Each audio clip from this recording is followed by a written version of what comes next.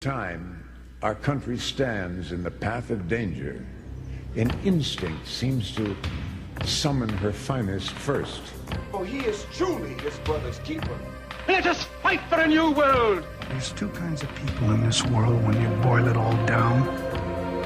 You got your talkers and you got your doers. Most people are just talkers. So which one are you? Do you just talk about it? Or do you stand up and do something about it? It's always the patriots who first hear the call. For everyone within the sound of my voice, from my cold, dead hand. You're listening to the Outlaw Radio Network. OutlawRadioNetwork.com.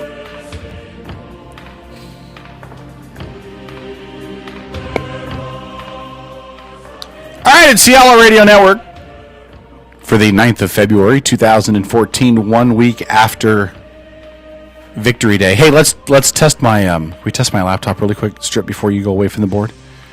Because I meant to text you earlier this week and make sure mine was ready, because I found a page that is nothing but highlights from the big game.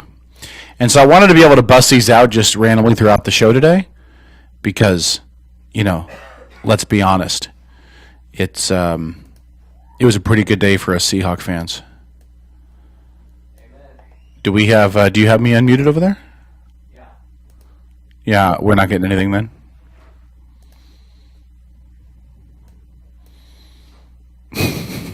So for those of you that are watching the video stream that have watched this before, you can tell the background is different. The room is different. We took last week off for the Super Bowl, and there's a hum. We want to try it now? Hold on. He's gonna go! Take the second half kickoff all the way back! Baby! 88 yards for a touchdown. We knew Percy was gonna do it tonight. All right, so we'll play those intermittently throughout the show tonight. Anyway, Strip decided he was going to totally change up where the studio was. So we're still in the same basement, we're still in the same house, we're still in the same plot of land in East Bremerton, but we're in a different room. And I actually think I'm going to like it in here. Okay, I was kind of opposed to the move, to be honest with you. I thought we needed as much space as we can get. Are you turning the headphone levels down? No? All right.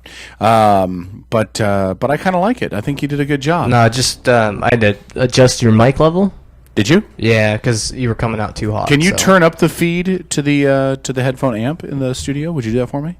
There you go. Oh, that's perfect. Thank you. As we're tweaking stuff live on air. We didn't have the show before ours today to run through a lot of this stuff, so we'll be testing it tonight. As you can tell, my co-host St. Paul, the voice of taking Sundays off and sitting at home in his underwear, is not here tonight. We do have a hum. We are aware of it. You don't need to point it out. We'll troubleshoot it this week. It comes and it goes. It's really weird. Sometimes we have it, sometimes we don't. I don't know what you're doing in there, Strip, but now it's there, but it's very quiet. But you can go ahead and... no, you're going to hear it. You're going to hear it. I'm going to hear it, but it's not going out on feed? Yeah, well, that's fine. With as much as it's cranked up, I just plugged into your headphone jack. You know that hum? That hum I'm hearing sounds a lot like St. Paul trying to support the Republican agenda. So it works for me. Anyway, so we're just going to hang out for a while. I don't know what the plan is. I expected to have Paul here tonight, so I didn't plan on hosting the whole 4 hours by myself. Hopefully Trojo will be here. Rumor has it that St. Paul is going to give us a call by Skype at some point, so he'll bring him on from the compound out there in Erlands Point, and we'll get him on via Skype at some point tonight. And then again, Trojo will be here. Now, for those of you that were aware, we were doing that charity pool tournament thing today as well. Yeah, once the snow showed up last night, yeah, you could kiss that whole plan goodbye. For those of you not in the greater Kitsap County area, the snow showed up yesterday. It dumped. How much snow do you think we had out there, Caleb? An inch and a half?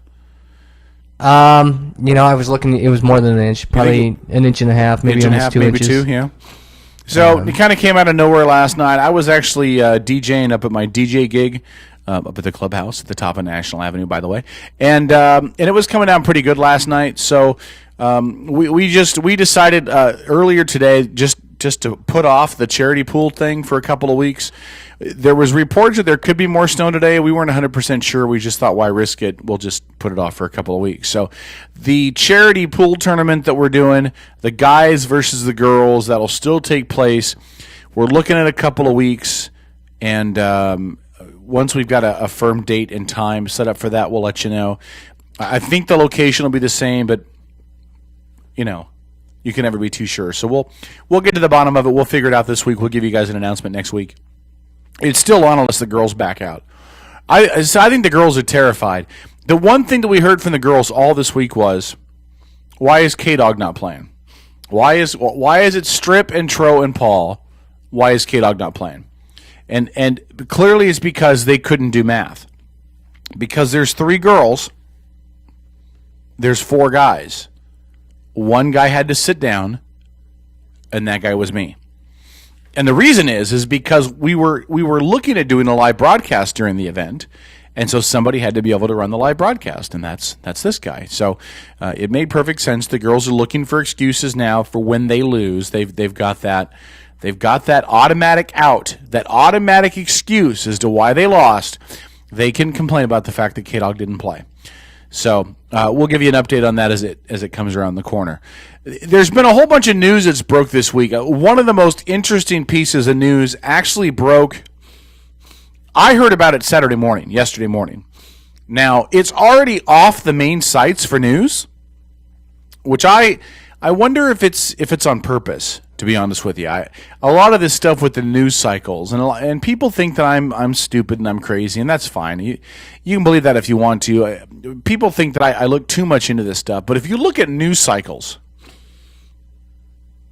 and when stuff gets released, look at the unemployment numbers. There's a reason those things get released on a Friday afternoon. It's because by the time Monday morning comes around, there's a whole bunch of other news people are talking about, and they're not talking about the horrible unemployment numbers. So Saturday morning, the news got released by the Justice Department. I'm going to read this to you. This is from an article from the Washington Post. And I'm going to read this verbatim from their website. I think the Washington Post does a pretty good job of explaining things. And then I'm just going to stew on it with you for a second. We'll talk about what it means. Here's what it says. This is published yesterday, February 8th. The Justice Department on Monday, so that's coming up tomorrow. For those of you listening to the podcast, that's Monday, February 10th. Will instruct all of its employees across the country. Strip, you paying attention? This is big news. This will be very big news. Strip, are you listening? This will be really big news for Paul Dent and for Lurch.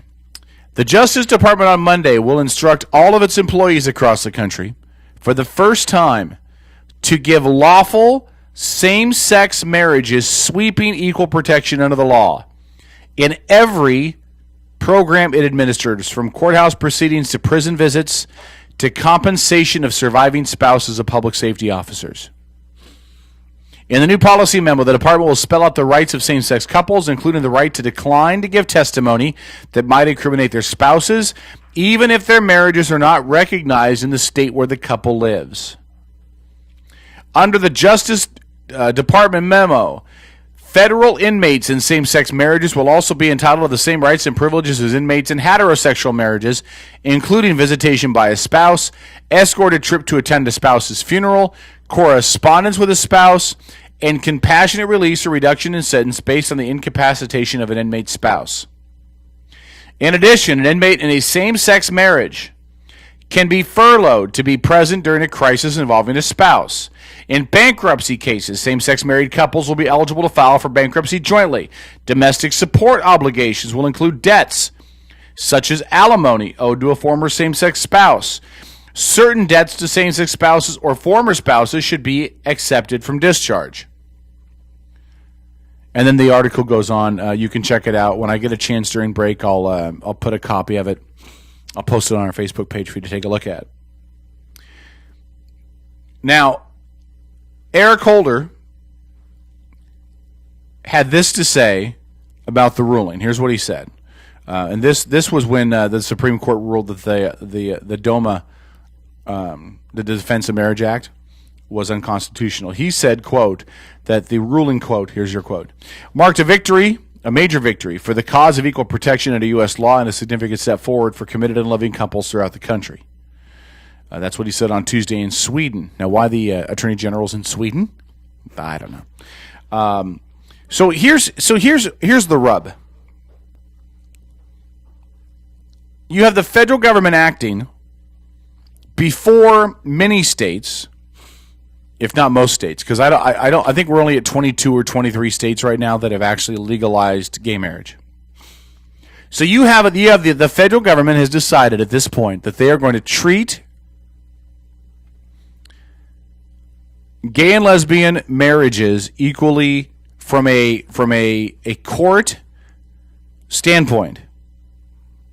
Within the eyes of federal law, the federal government is going to treat these marriages equally.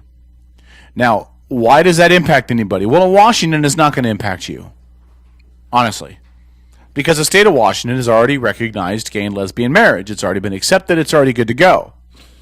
However, when you get to some of these other states, the more conservative states, Texas, Louisiana, Kentucky, Alabama, Georgia, the very conservative states that have not passed, and Oklahoma, where they vowed that they're not going to pass any kind of gay marriage amendment or anything even remotely resembling gay marriage. The federal government has essentially said, it doesn't matter what you do, on a federal level, we're going to recognize it. Now, the reason why that's important is this. The federal government does nothing that doesn't impact everything else that falls after it. What the federal government is saying today, or will be saying on Monday, February 10th, is we're going to recognize gay and lesbian marriages. What is not too far down the road is the federal government obligating states to recognize gay and lesbian marriages or face repercussions from the federal government. It is very similar to what the federal government said was going to happen in the 60s when equal rights amendments were passed, black voting laws were passed. All of these laws went into place in the 60s in attempts to give blacks equal rights, equal voting privileges, equal protection under the law. And some states, Alabama, were so vehemently opposed to that, the federal government had to send in guard troops. They had to send in the military to force the state to comply. Now, you can say, K-Dog, you're an idiot. The military wasn't sent in there against the state. It was sent in there to protect. Well, you're right. But if you don't think a show of strength from the federal government in the form of boots on the ground didn't apply pressure to the governor office, the state legislative offices, then you're wrong. So here's what we know. The federal government will announce tomorrow, Monday, February 10th, that they will acknowledge and treat equally under all facets of the law gay and lesbian marriage. You just dropped all the audio out of my headphones, by the way.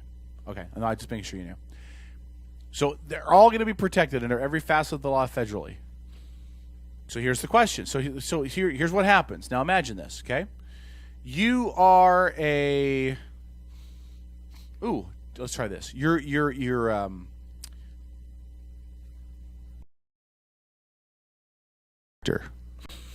stationed in Bremerton, okay?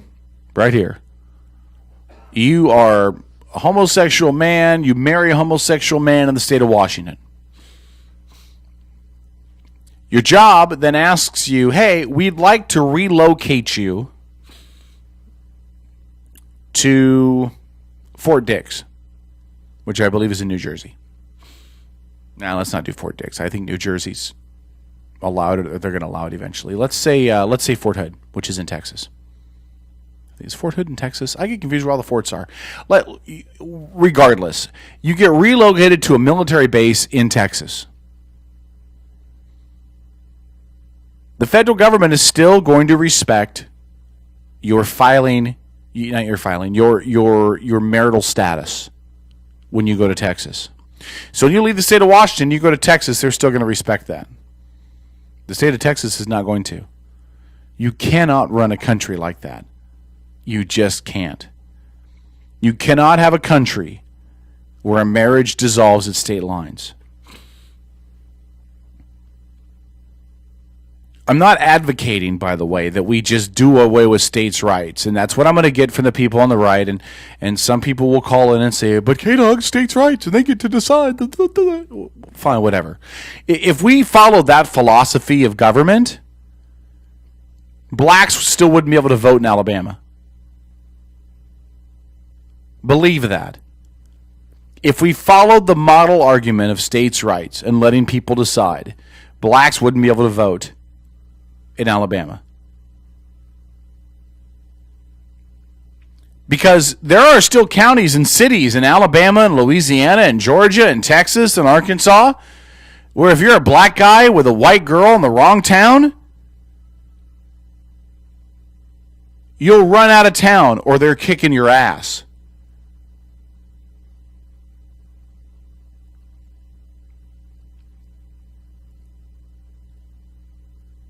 So if we went off of the assumption that, well, this whole states' rights things will sort itself out, you can't have marriages run like that in this country. There is too much that depends upon marriages in this country. Tax filing, tax benefits, health insurance, visitation rights, adoption rights. There are too many things in this country that hinge upon a marital status question.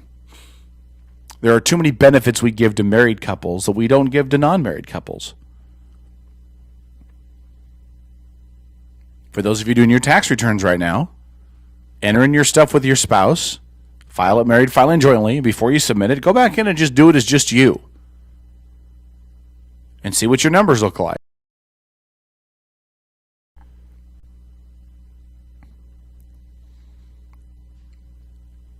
So now the federal government has interjected his nose into it. And they've basically said, we're going to respect it. We're going to honor it. We're going to treat it as valid. And I'm not saying they shouldn't have.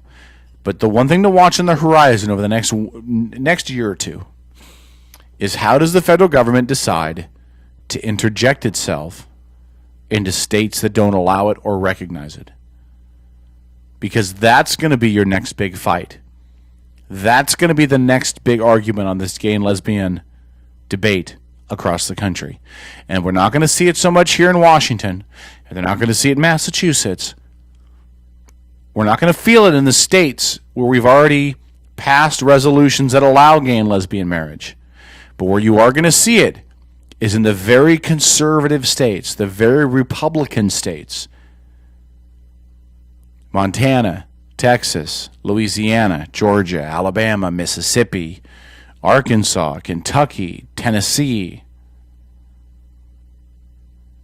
The states that are very conservative, Oklahoma, that have not passed a bill.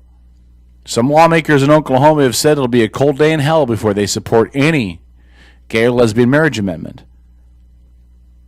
The next showdown you're going to see is those states toe-to-toe with the federal government. Because the federal government can attempt to make them go along with this. Because it all comes down to matching funds. Hey, you guys better get in line. Or, we're going to tie these matching funds to states that allow gay and lesbian marriage. They've done it before. So just think about that. That's what you're watching on the horizon. That's your next battle in this gay and lesbian marriage thing. And I'm intentionally not giving my opinion because my opinion on this is moot. It's now going to be the federal government and how these states battle back and forth on who gets what. It's going to be interesting. If you're an outsider, which is what we are in Washington because we've already passed the law, it's going to be insanely fun to watch. Stick around. Outlaw Radio Network. We're back after this break. Stay tuned. The Outlaw Radio Network.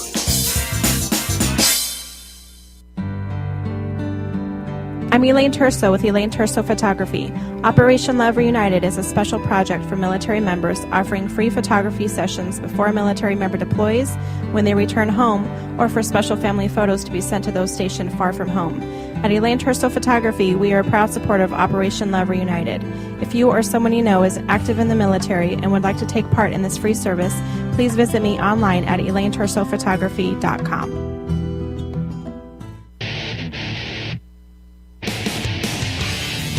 Hey, sports fans, have you ever wished there was a live and local all-sports broadcasting network, but wish no more? It's ISBNsports.com. Kitsap's only live and local all-sports 24-hour broadcasting network, featuring the Kitsap Blue Jackets, Olympic College Rangers, high school athletics, and the ISBN Sports Show every Saturday morning from 10 to noon with interviews from exclusive guests from around the Sound. So, you want sports? Go to ISBNsports.com. Hey, St. Paul, the voice of reason here. Wanted to send a quick shout out to our friends at Pacific Northwest Artisans. They're a custom concrete and design fabrication company. They can do all of your concrete needs. They can do pathways, walkways, driveways, you name it. You need a new foundation, you're going to do an add-on, give them a call, 731-9812 or 649-0987. Again, that's 731-9812 or 0987. Pacific Northwest Artisans, all of your concrete needs. Brothers Power Sports has been a locally owned family business in Bremerton since 1949. From new and pre-owned motorcycles, ATVs, scooters, boats, and watercraft to parts and service and apparel. Brothers Power Sports is committed to being your source for all your motorsports needs, and they're a proud sponsor of the Habitat for Humanity of Kitsap County. Brothers Power Sports, 5205 First Street in Bremerton, and online at brotherspowersports.com. Stop in and feel the difference at Brothers Power Sports in Bremerton. Heather Madden, former machinist, wins success as a skilled professional rock star. No more working dusty old machine shops for me. Being the boss of my own professional rock band has improved my life in every way, and I owe it all to the cool gear at Kitsap Music. What do you want? Substantial spare time? Groupies? Leather pants?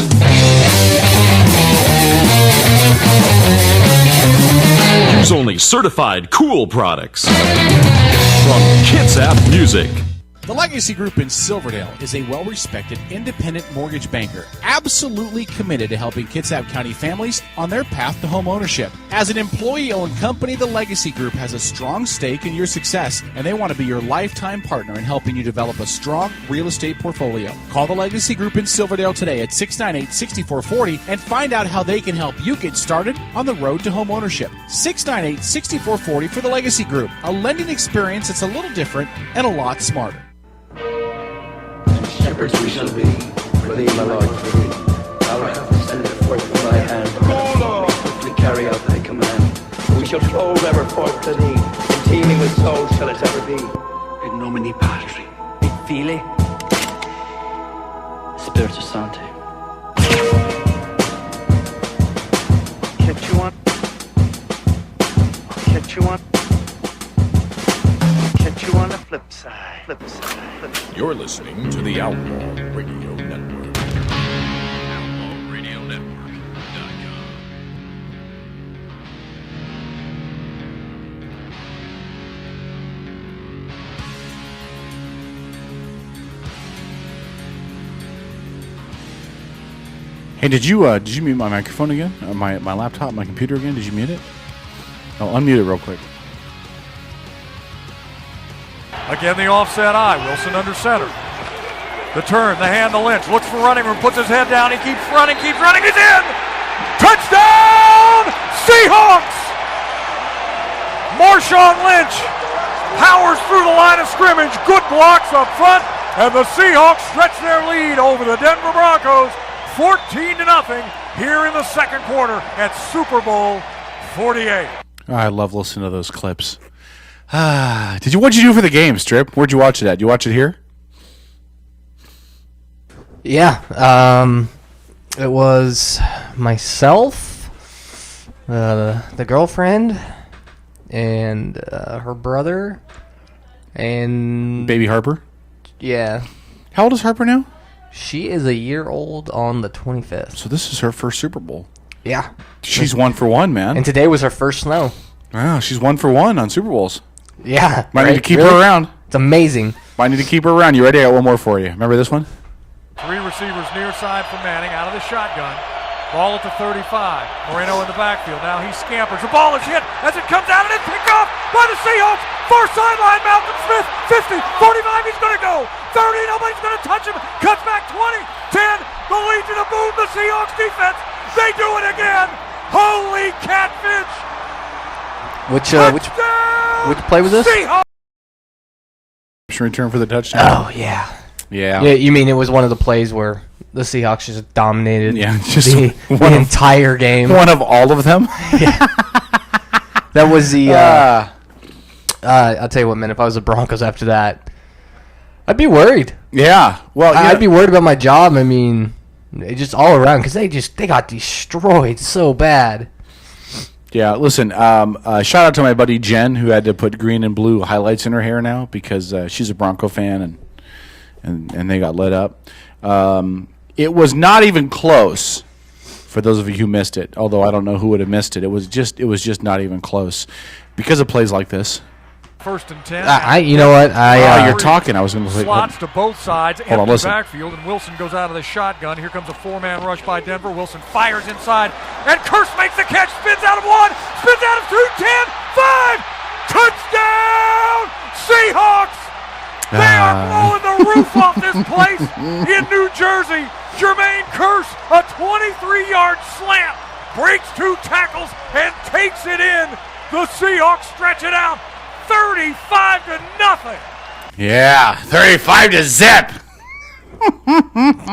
That whole game, I ended up pretty much just watching for the commercials. Did you? Well, I mean, I was watching the game because I was like, yeah, the Seahawks are in it. And then, by like halftime, I was like... What was that? I have no idea. Somebody breaking glass upstairs in your house? That's what it sounded like. What is... Who's upstairs? Just Sarah. Ryan and... Sarah, Ryan. Oh, Sarah's here. Is she going to scream at me again this week? No. You sure about that? She was really sick last time. And she screamed at me. She's never screamed at me before. Yeah. Kind of hurt my feelings. I kind of cried inside. Hey, but you know what? This has been a productive week. We got... When's the wedding, by the way? Never. We got the studio moved. Yeah. We got 2 rooms down here. Yeah. Baby's got her own room upstairs now. Who's sleeping? Who's living down here now? Then. For those of you that are at home and care, who's Ryan? You're literally running like a monastery here. No. Everybody's got their own room. It's like we got trouble. Oh, who's trouble? Shh. What is it? Whisper. I'm just kidding. Is it her? Is it her? Yeah, Sarah's there. Is Sarah there? She's gonna start yelling. Hey, no, I'm not. Stop talking about her. Anyway, she's not going to yell at me again this week, is she? No, I'm sorry. All right. See, she you look beautiful, by the way. How are you, Sarah? Good. I love the background. Good to see you. I do too. We're going to make some changes to this, but I like the idea. What do you mean we're gonna make changes to it? Well, the background really reflects your brother more than anything. There's spacey, naturey pics. There's nothing up here that really reflects me. Yeah, there's a monkey. It's I thought that was, but it's not on camera. I did notice you put the monkey pictures where Trejo sits. I did notice that. My favorite is the rock above him. Looks like a penis. Hold on. Right there? Yeah. Yep. That's awesome. That's your buddy. That's great. Hey, Sarah, you want to co-host with me tonight? You can't be any worse than Paul. What are we going to talk about? I have no idea. I didn't plan for the show. I thought Paul would be here. He posted some stuff in the room he wanted to talk about. He's all ready to go. Have we heard from him yet? I heard from him. Did you check your phone? What did your phone? What did the phone say for my illustrious I'm trying co-host? to tell you. I'm trying to tell you. You keep talking though. I know. Go ahead. Really, go ahead. He said to try calling him on Skype because he said he was having problems getting on Skype. Yeah. Trying to call in, and he's not even online, so I don't know. That's why you can't call in. That's why he's having problems with Skype because his computer's not on. So, yeah. And actually, Sarah actually helped me with this a little bit too, but I thought she hated the show. She likes crafts. She wants us out of the out of the basement. She likes crafts, but actually, all of these pictures and articles and everything that's back there is all from National Geographic magazines. Really? Because I don't see any shots of women not wearing shirts. I made sure to keep those ones out. If we had a flip board so it could just flip for the last hour of the show, and it was all the inappropriate National Geographic pictures, that'd be awesome. Yeah, that'd be great. No, there was some, and I made sure not to put those ones in. Did you? There were some? Yeah, it's National Geographic. That's in your private collection. Although if you look just over your other shoulder, there's a picture of 2 women right there. Right there? Yeah. I saw that, but they're wearing clothes. Yeah. Yeah, it's a shame. All right. 253-617-1440. Skype is up, right? Skype is up. Skype is up? I'm looking at it right now. All right. Skype is up. So Skype is up and ready if you want to give a call in. I'm not going to make any more comments to the last hour of the show. All right, another story that broke. This actually broke earlier today. Strip, you're going to love this. You ready for this? I take this as a threat, and I think we should nuke Iran now. A senior Iranian naval official said that Iran is sending warships towards the U.S. maritime border. I thought it said just a warship. According to this, is sending warships. This is according to CNN.com. And I thought it was coming to send a message. No, that's what it says right here, to send a message. I'm not sure what message they're coming to send. It's like sending a guy with a machete to a gunfight. Here's the quote from Admiral Afshin Rezazi Haddad. He said, Iran's military fleet is approaching the United States maritime borders, and this move has a message. And this is what the Fars news agency reported on Saturday, that the Fars is the official news agency of the wonderful country of Iran. The plan, according to Fars, is a response to the United States beefing up its naval presence in the Persian Gulf. Haddad said the Iranian fleet was underway and approaching the Atlantic Ocean via the waters near South Africa, a claim that has not been confirmed. It's not the first time Iran has made such a threat, according to the U.S. defense officials who spoke on the condition of anonymity. Quote, it's important to understand that at this point we have an announcement, not a deployment. They've stated this aspiration before. Back in 2011, Iran twice announced plans to send ships towards the U.S. maritime borders, but I don't believe they ever showed up. The Iranian Navy is the smallest of its military forces. So here's my question. First of all, Iran says, the U.S. is going to beef up its military presence in the Persian Gulf right off the Iranian coast. And our response to that is, let's send our limited Navy elsewhere. Let's just get our limited Navy out of their way. We'll send them off somewhere else, and we'll just park them off the Atlantic Ocean somewhere. I'm not really sure what that's supposed to do. I don't believe that Iran really poses a threat to us militarily anyway. Let alone with a navy. I don't know how big their navy is, but that's like Japan coming at us now with their navy. Yeah. Bunch of speed swimmers swimming fast. It's the Iraq War with our tanks versus their Russian tanks. The first Iraq War. Were they using Russian tanks, or do they have a whole bunch of people on camels with rocket launchers? Yeah, they had Russian tanks, man. Did they really? They still got destroyed. Yeah. But they were World War II era tanks. I don't know what Iran's great plan is with this. What is their great plan? We're going to spend a lot of money we don't have. They're taking lessons from North Korea. Well, no, North Korea wasn't even this stupid. Oh, bullshit. Excuse my language. They moved rockets to their coast. That's why I love you. That's why you're a better host than Paul. Because I'll say that to Paul, and Paul will just look at me like I'm an idiot. And you'll be like, bullshit! All right, go ahead. No. North Korea moved their rockets to the coast. Yeah, their rockets to the coast. Their rockets are only still going to go as far as Japan. Doesn't matter. It's still a point. Yeah. It's a power play. They want to... I saw a great article today about it was posted by an ex-Muslim extremist. His whole family's Muslim and extremist and everything like that. And he basically in the article wrote, Americans are going to give more... They're going to care more about what's going on in the Middle East countries and all this crap rather than caring what's going on in the U.S. Right. I agree with them. I mean, we spend so many donations get sent over there to help out, and just all that crap. Yeah, listen, I don't know why it's a power play if Iran pulls that off. So they're going to send a couple ships, right? No, they're just trying to make it kind of look like a power play. Yeah, but who's it a power play for? There's nobody in Vero Beach, Florida right now going, oh, fuck, the Iranians are coming. It's not like the Cuban Missile Crisis in the 60s where we're on pins and needles waiting for the beginning of World War III to start because the Iranians parked a boat off the coast. Nobody has to be worried about the Iran's Navy coming up to the coast. Like, I think there's the article I read earlier. I think they actually said they can enter the U.S. waters, providing that they follow the laws. Which means not to bring missiles and bombs in U.S. waters. But anyways, I think they're just trying to show strength of power like North Korea did, and yeah. Well, I hope and our president being who he is gonna, it's gonna. I hope that they accidentally come into U.S. waters so we can just take them out. I don't think we would. That would be outstanding. I don't think they. I think if they accidentally came to U.S. waters, I think they would give them a chance to turn around and get the hell out. I think they'd give them they'd shoot over the bow of the boat and warn them. And here's another story. This one comes off of Forbes. I think Forbes is a pretty credible news site, by the way, for the most part. Forbes said Americans renouncing citizenship up 221%. Okay, so here's what it says. I'll read you the story.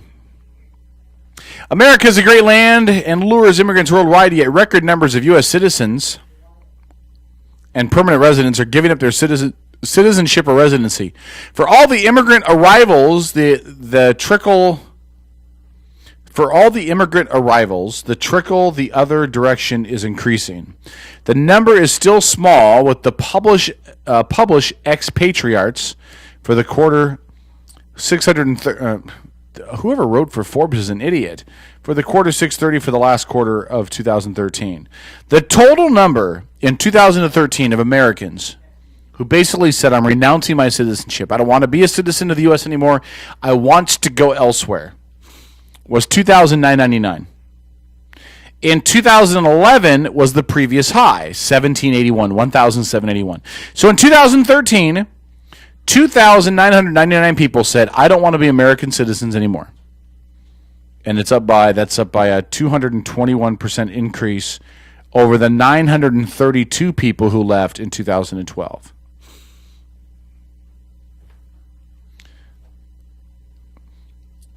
Now, those seem like tiny numbers according to the Forbes report, yet the total thus far in 2000, I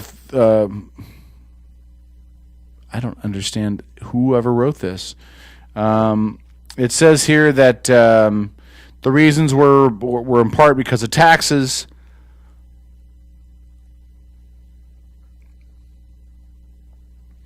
And there's also been some bills introduced that would double the tax rate to 30% for anyone leaving the U.S. for tax reasons.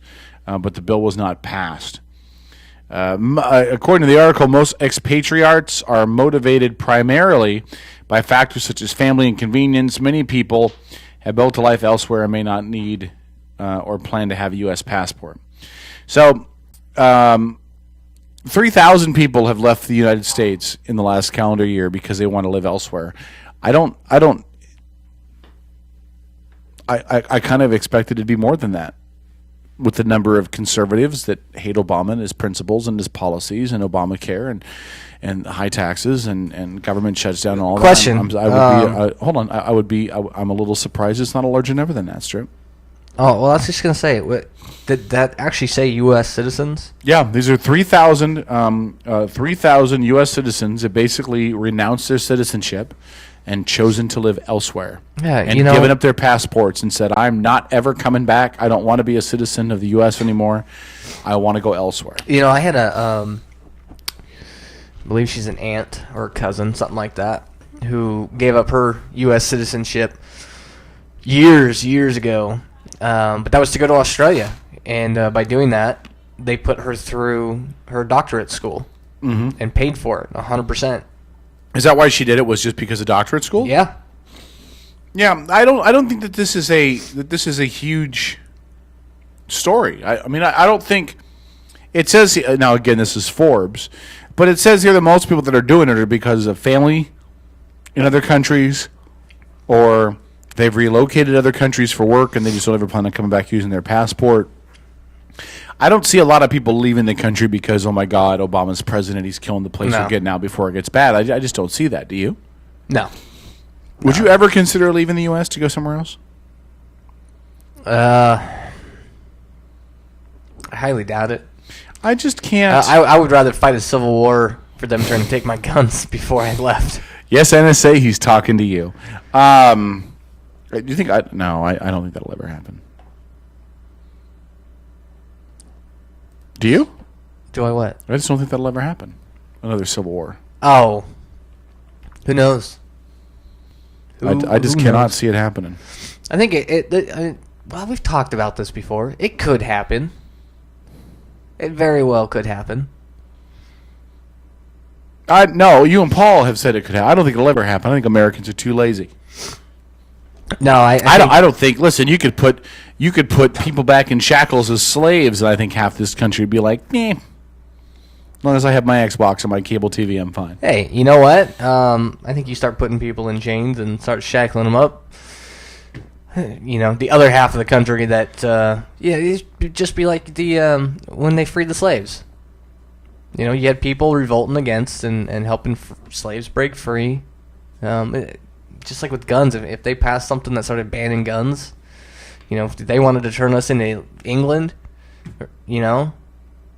I think you'd have a lot of people standing up against that. But yeah, I don't think so. I think most of Americans are lazy and wouldn't know how to stand up if they wanted to, and would, as long as they've got their cable TV and their spoon-fed news channels, they'll be good to go. Now, there's too many radicals out there that would take charge and start shooting. But what do you think the radical element is? What do you think the radical element is? What? No, it's not just that. It's not just that. You get a radical that stands up to fight for his right and really wants to fight for it, and he gets gunned down by the police or military. People aren't going to stand by and watch that happen. Yeah, I don't know. Man. I mean, I think that the militant part is 2% of America. Listen, a prime example. Remember that woodcarver that got killed in Seattle? Yeah. How many people said it was a travesty? It was wrong. It was out of line. Everybody stood up and said that guy should have never been shot. It should never happen. How many people rioted in the streets or threw a fit when the guy wasn't even charged?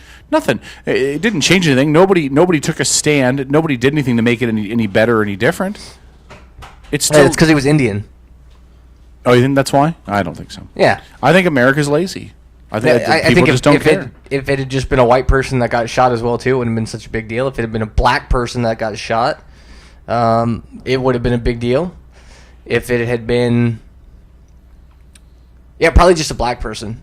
I think if it had been a black person, it would have been a different story. You think so? Really? Yeah. Look, Trayvon Martin. But again... Trayvon Martin, perfect example. No, it is a perfect example. Zimmerman never got charged. He's not going to jail. No, that's not true. He got charged. Not going to jail. But he got charged and he beat it. But not going to jail. Nothing ever happened. He still beat off it. scot-free. Everything is fine. No, he didn't get off scot-free. Nobody rioted. Nobody threw a rock through a window. No, I'm not advocating that they should do this, but people get really up in arms and talk on their social media accounts a lot about how horrible things are, but nobody takes up arms or Molotov with cocktails. The Trayvon thing, I mean, there was so much crap being slung both ways on that. But you got to remember, Trayvon's family also requested, like, hey, it's fine if you want to go out and protest or whatever. Just do it peacefully, please. Yeah, I don't know, man. I think people will talk a good talk, but when it comes to standing up for what's right and doing what's right, ain't no shot in hell. I've had this. You remember Danger Boy? I've had a similar conversation with him. Does he agree with me? About whether or not people would stand up and fight? Yeah. Well, when it came to, like, I put it to him in a sense of his gun. He owns a gun, I own a gun. And, I told him flat out, I said, at some point you actually got to stand up and stick up for what you believe in. Mm-hmm. I said, if the sheriff's department military comes knocking on your door, are you going to hand your gun over? What did he say? He said no. I said, he would totally roll over and get I asked him point Come blank. on, you know him. There was a lot more wording to it than that, but I basically said, hey, would you fight back if they tried to take your gun? He kind of hesitated for a minute, and I was like, because I just said, at some point, you got to actually stick up for what you believe in, and if you're not going to stick up for it, then what's the point? And so he was like, yeah, I guess I would, stick up for what I believed in that case. So yeah, I don't believe that there's a shot in hell that this country stands up for anything short of. God, I don't know, man. I don't know what people would actually stand up for. I just don't know. We talked about it with the who was it? The freaking kids in what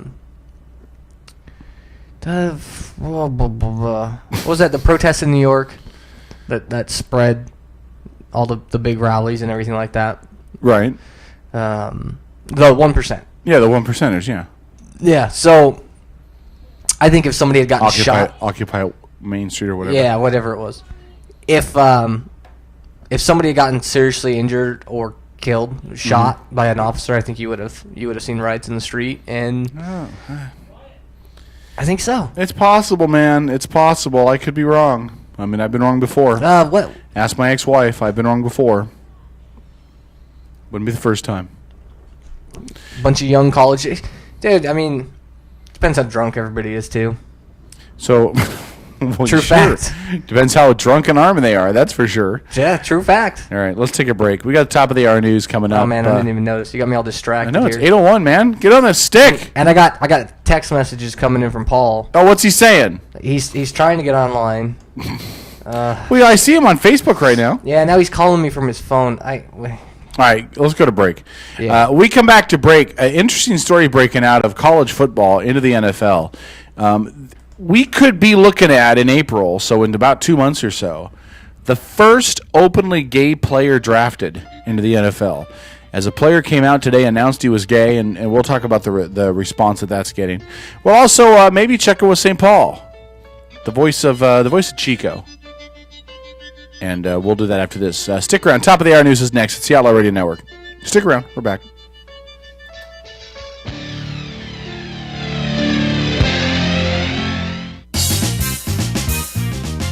The Outlaw Radio Network. In Washington, I'm Windsor Johnston. Skating officials are dismissing allegations that the U.S. and Russia are trying to rig figure skating events at the Sochi Winter Games. NPR Sam Sanders reports these are the first charges of cheating at the 2014 Olympics. The French sports magazine L'Equipe reported that the U.S. and Russia would trade votes for the ice dancing and pairs figure skating competitions. The magazine cited an unnamed Russian coach. When the allegations came up at a press conference Sunday, 4 American ice skaters at the podium hadn't even heard about it. U.S. pair skater Simon Schnapier brushed the charges aside. We're not aware of this, and our focus is just on our skating and our work and our performance, and that's it. U.S. figure skating spokesperson Barbara Reichert further denied the allegations. I'll use the word laughable. At the 2002 Salt Lake Games, a vote trading scandal forced the International Olympic Committee to award figure skating gold medals to both the Russians and the Canadians. Sam Sanders, NPR News, Sochi. Utility crews in Maryland and Pennsylvania are reporting progress, but tens of thousands remain without power from last week's snow and ice storm. NPR's Giles Snyder reports officials warn some customers may be without power for a while longer. Crews have been gradually restoring power since Wednesday. Most of the remaining outages are in the Philadelphia area, where Fred Mayer is a spokesman for PECO, the main power company. He says the region was hit by perfect weather conditions for causing outages. Snow on Monday, heavy, clingy snow onto the trees already. Then we got a little bit of rain on early Wednesday morning, which is soaked into the snow that was still on the trees. And then we got ice on top of that, which just added so much weight to a lot of these already stressed trees. Mayor says a workforce laboring to restore power is larger than the company fielded following Hurricane Sandy. He says crews from as far away as Canada, Arkansas, Massachusetts, New York, and Ohio are helping. Giles Snyder, NPR News. A weekend storm is making travel difficult in parts of the Pacific Northwest. Parts of Washington state are blanketed with snow, and Northern California has been inundated with rain. Travel conditions are hazardous in Oregon. Portland Transportation spokesman Dylan Rivera says the area has received a year's worth of wintry mix in just 2 days. The city is covered in snow, 3 to 8 inches, varying from place to place. It has that winter wonderland look that we are not used to here, and the snow is covered in at least 1/4 to 1/2 inch of ice. Portland officials for the first time sent out a cell phone alert telling people to stay indoors due to the weather conditions.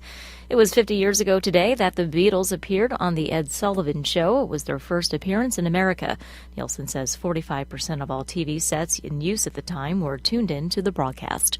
This is NPR News. Ukraine is putting anti-terrorist units on alert. The State Security Service says it's responding to a sharp rise in bomb threats against nuclear power stations, airports, and railway stations, and gas and oil pipelines. Ukrainian officials are also calling the seizure of government buildings by anti-government protesters in Kiev a manifestation of terrorism. Swiss voters have approved a proposal to cap immigration.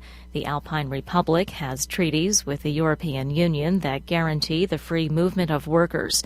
NPR's Soraya Sarhadi-Nelson reports today's referendum put Switzerland at odds with the EU. The vote comes after a minority party holding roughly a quarter of the seats in the country's lower house stoked fears of mass immigration by Muslims.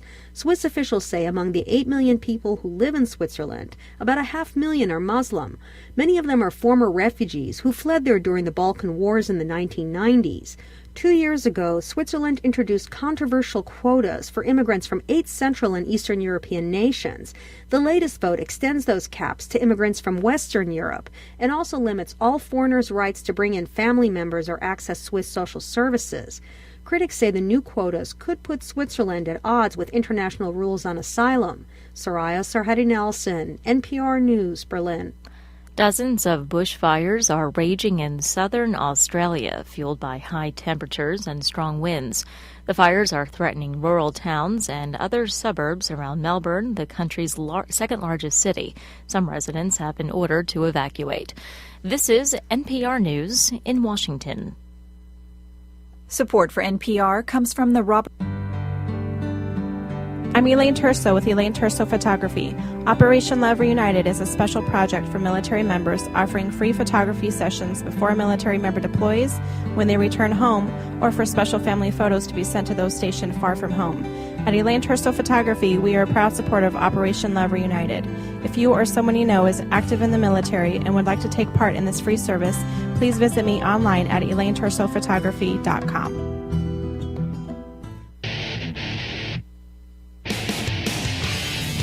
Hey, sports fans, have you ever wished there was a live and local all-sports broadcasting network, but wish no more? It's ISPNSports.com. Kitsap's only live and local all-sports 24-hour broadcasting network, featuring the Kitsap Blue Jackets, Olympic College Rangers, high school athletics, and the ISPN Sports Show every Saturday morning from 10 to noon with interviews from exclusive guests from around the Sound. So, you want sports? Go to ISPNSports.com.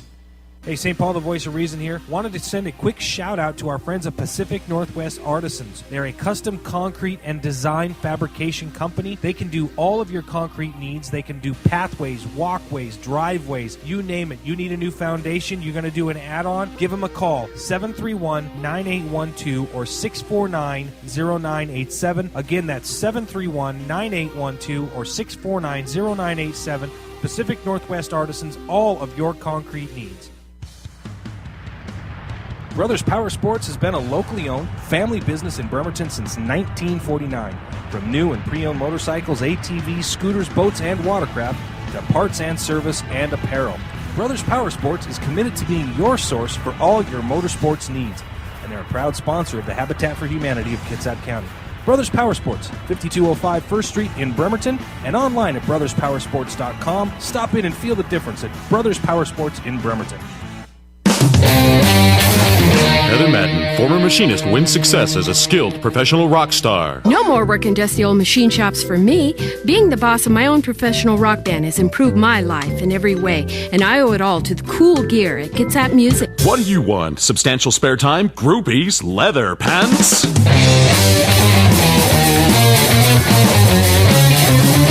Use only certified cool products from Kitsap Music. The Legacy Group in Silverdale is a well-respected independent mortgage banker, absolutely committed to helping Kitsap County families on their path to home ownership. As an employee-owned company, the Legacy Group has a strong stake in your success, and they want to be your lifetime partner in helping you develop a strong real estate portfolio. Call the Legacy Group in Silverdale today at 698-6440 and find out how they can help you get started on the road to home ownership. 698-6440, the Legacy Group, a lending experience that's a little different and a lot smarter. In times of tyranny and injustice, when law oppresses the people, the outlaw takes his place in history. Are you ready? This could be the greatest night of our lives. You're listening to the Outlaw Radio Network. OutlawRadioNetwork.com.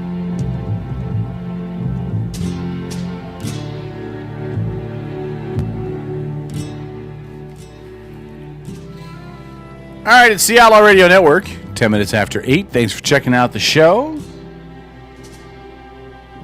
we're just hanging out, passing time tonight. It's going to be a pretty low-key show. I wasn't aware that my co-host wasn't coming in, so I didn't plan accordingly. Shoot me. Trojo has told me he is on his way, so we'll have Trojo down here soon, for those of you that are Trojo fans, all 2 of you. And so he'll be along in just a little bit. Meanwhile, Strip running the boards. Thanks to Strip for all the work he's done. As you can tell, we're in new digs tonight, which I'm still pretty excited about. I'm pretty happy with how it turned out. Yeah, you didn't expect this, did you? Well, no, I knew you were going to move it. I knew you'd have it done, but it came out better than I thought it was going to. I wasn't sure how the whole layout was going to work, and I thought it was a lot smaller back here than it was. Well, it took me... I spent 2 days alone working on the layout of stuff to try to figure out how to get the best camera angles, and hopefully, you know what? Yeah. Hopefully, between all of us, we can get a new camera in here. That'd be at least one new camera in here. That is a good plan right there. And really make the video quality even better, which would be nice. Well, that's what I would do if I were you. Go buy us a camera. I don't have my tax return yet. Go buy us a camera. I don't know when I'll get my tax return. Yeah.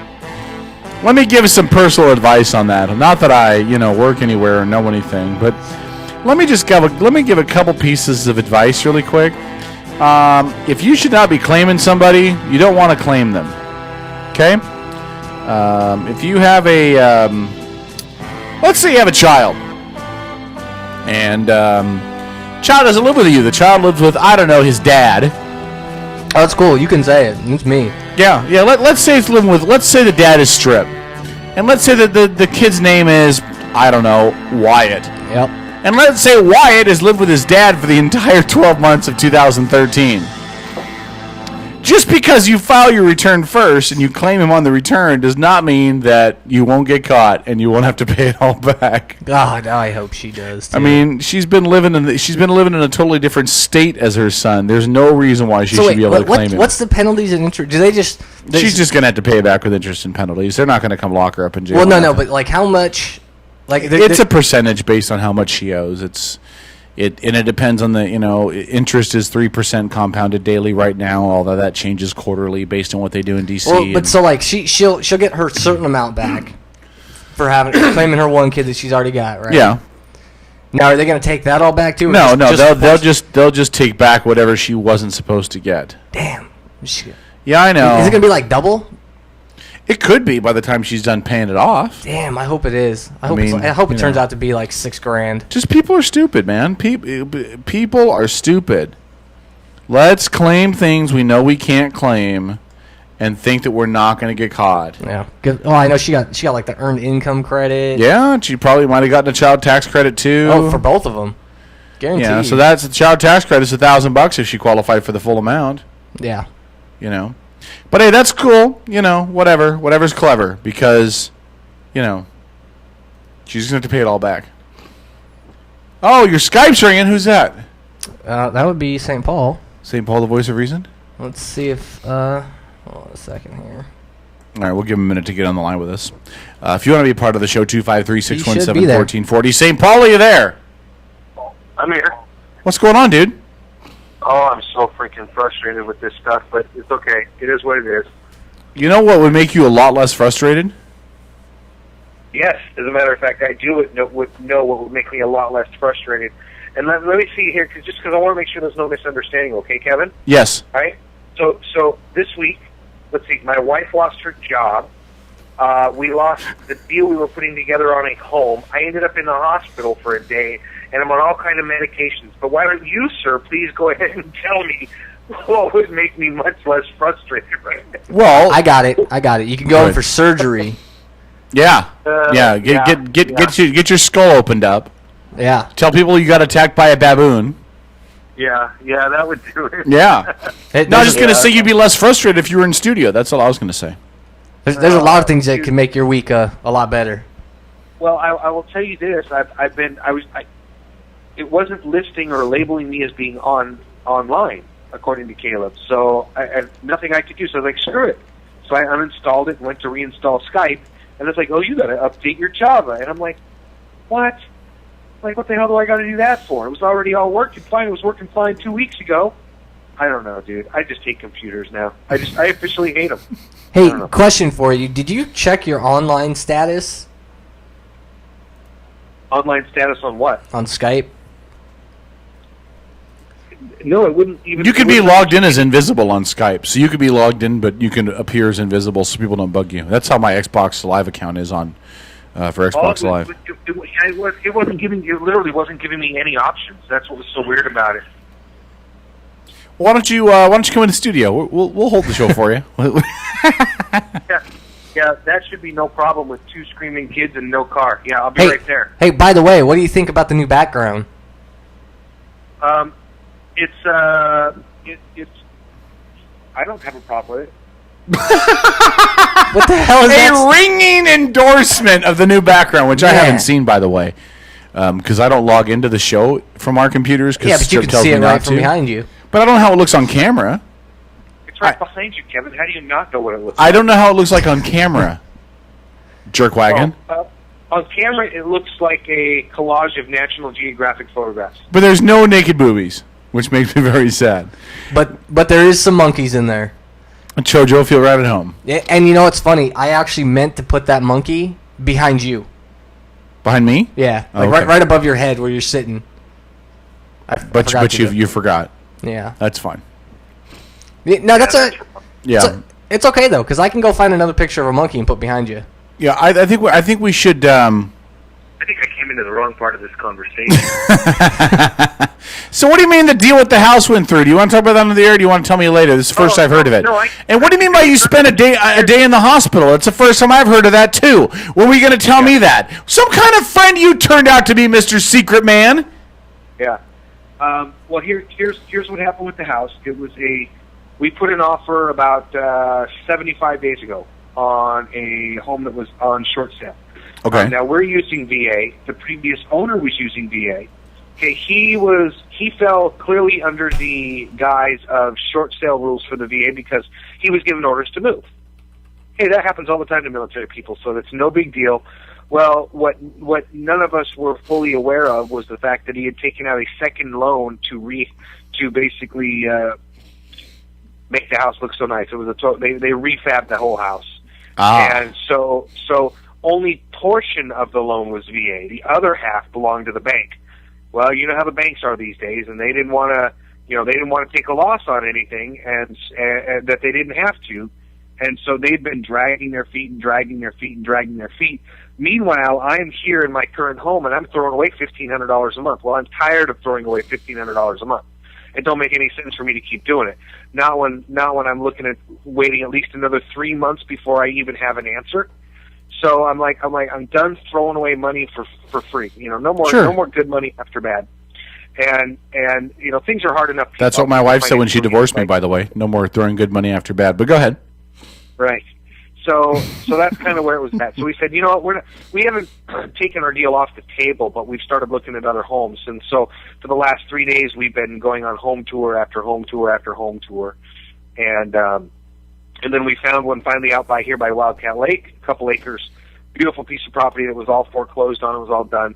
And we totally qualified for it and went to put an offer in on it, but found out that because the taxes are so high on it, we actually don't qualify for it. Because it would jack up your monthly payment? Yeah, because the taxes were $4,400 a year on it. So wow. Yeah, don't look for waterfront homes around here. Well, this wasn't a waterfront, but it was on the base of Green Mountain on 2.5 acres, and it was just, it was a 2,900 square foot home. It was just gorgeous with a pool, hot tub. It's just awesome. But so basically, what we spent the last 2 days doing is trying to figure out how we could come up with $30,000 extra to put down, and so. Any luck with that? It's been very stressful. Have you come up with $30,000 to put down? Any luck with that? Well, here's the thing: we have $70,000 worth of non-liquid capital. So, but because it's non-liquid, we don't have it at our disposal. So, because we've got one piece of property for sale that we should net between $32,000 and $40,000 profit from, and then on this piece of property we're on right now, we're back owed $47,000. So we have a lot of money that's owed to us, but it's not liquid right now. So we're not in a position to, take that money and use it. You mean it's not like paper? Well, it means it's not. It means it's owed to us. It's an It was. asset, but it's not liquid I asset. got you. It was a joke. Yeah. Okay.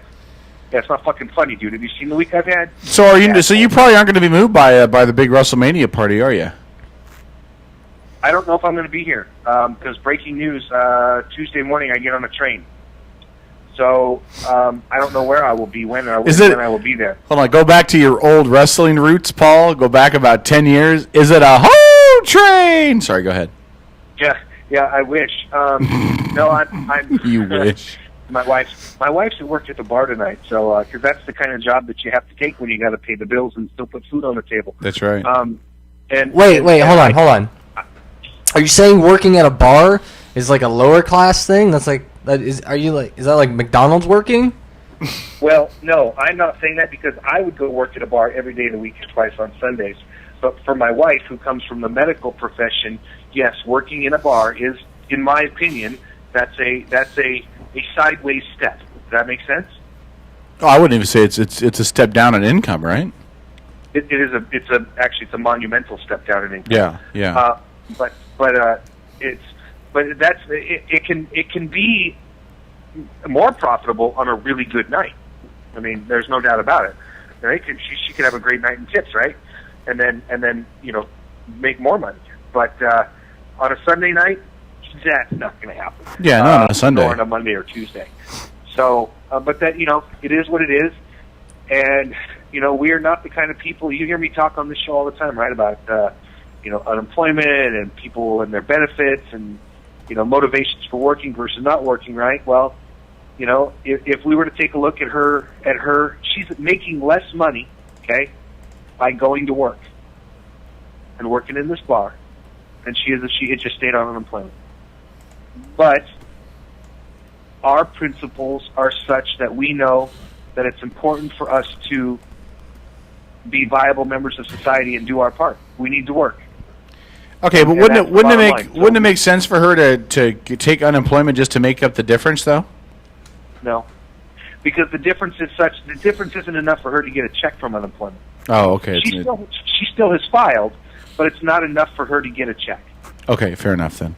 That makes sense. Yeah. So, and listen, I don't say that to demean people that feel or say, hey, I'm going to be making a whole lot more money by taking unemployment. There's a big difference.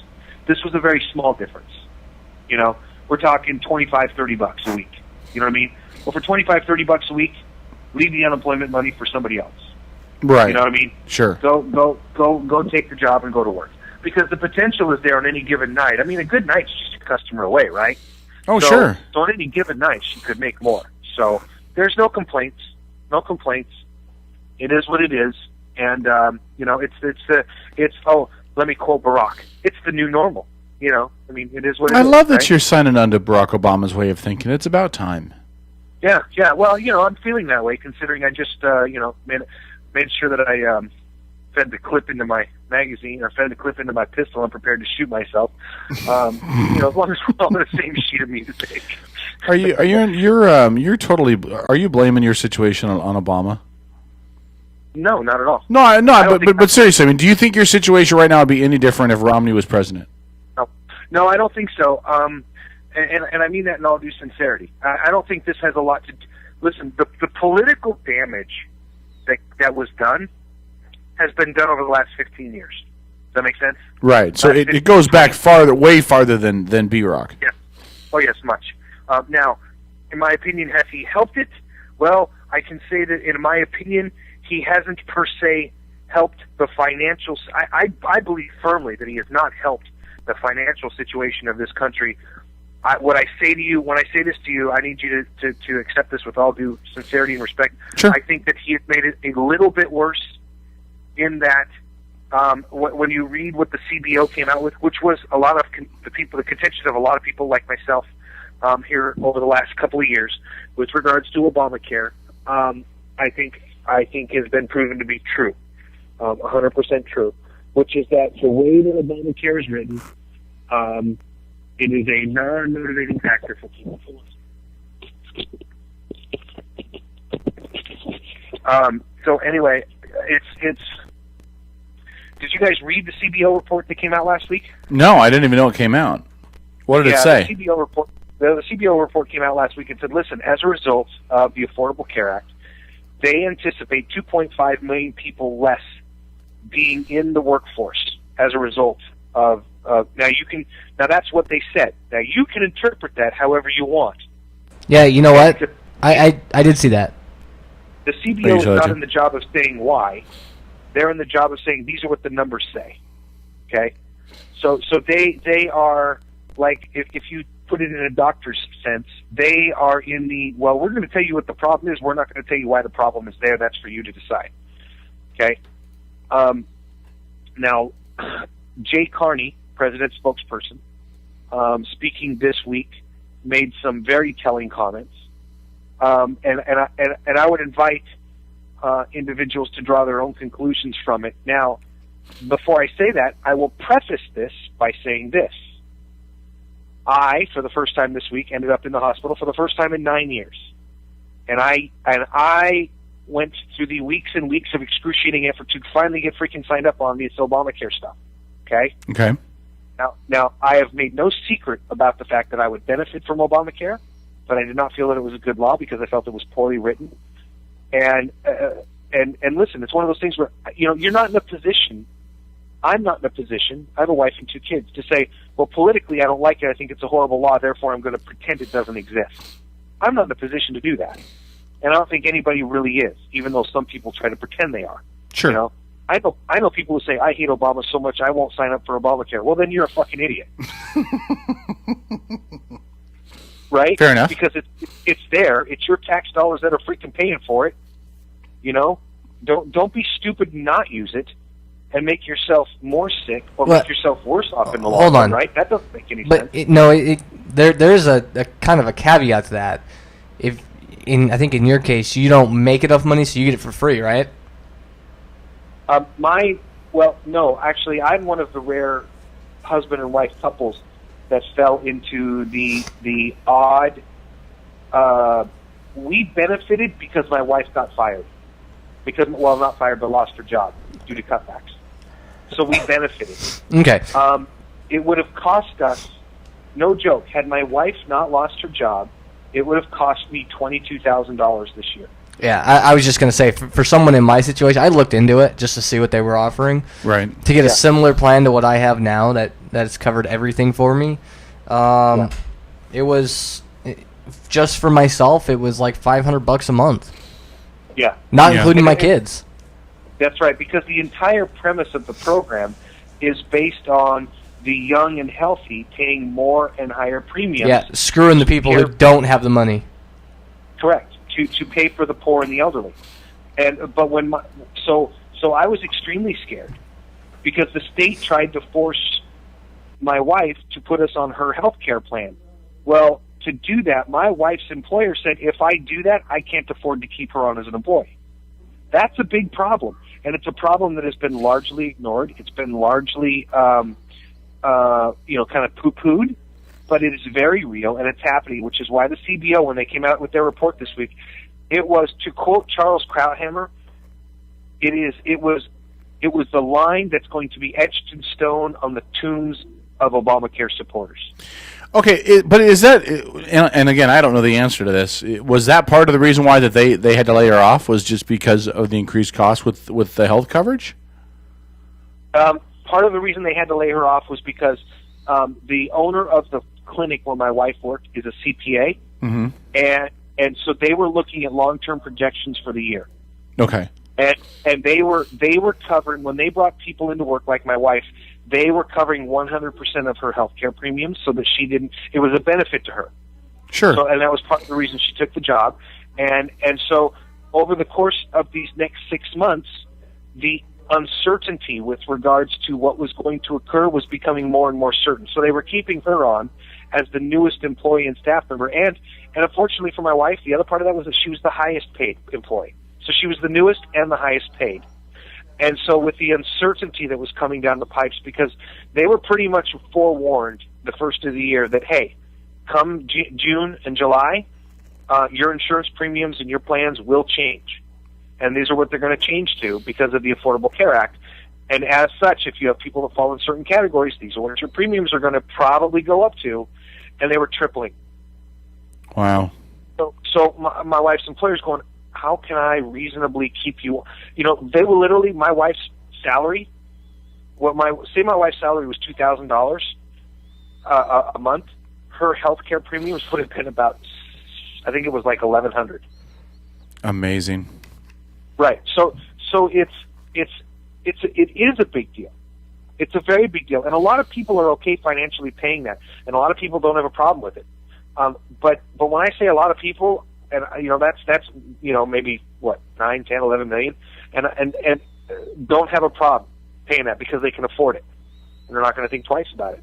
But most people like us, for my wife's employer, they're like, I can't do this. How can I do this? If I do this, I have to then start cutting hours for other employees. You know what I mean? So there's a huge snowball effect. So when the CBO came out this week and said, hey, listen, we estimate 2.5 million people fewer will be in the workforce as a result of the Affordable Care Act by the end of this year, 2014, that's a serious issue. That's a big deal. That's a huge number. And when you say as a result, the only correlation I could draw from that, I know that you said earlier you're not going to draw conclusions from that, but the only correlation that I could draw from that would be people getting let go because they're not in a position that they're... Well, let me pull it up because I don't want to misinform over it because it is a big deal, and there are pros and there are cons, man, but at this point, when you look at what is truly going on, when you look at these issues as a whole, and you try to, like for me, I try to part them out, take a look at each one as an individual issue, and I'm finding that harder and harder to do. Although I would have liked to continue to approach it that way.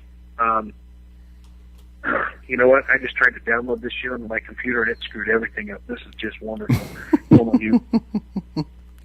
You're having a great run over there, aren't you? Not at all. I don't appreciate you putting it that way either, you putz. What?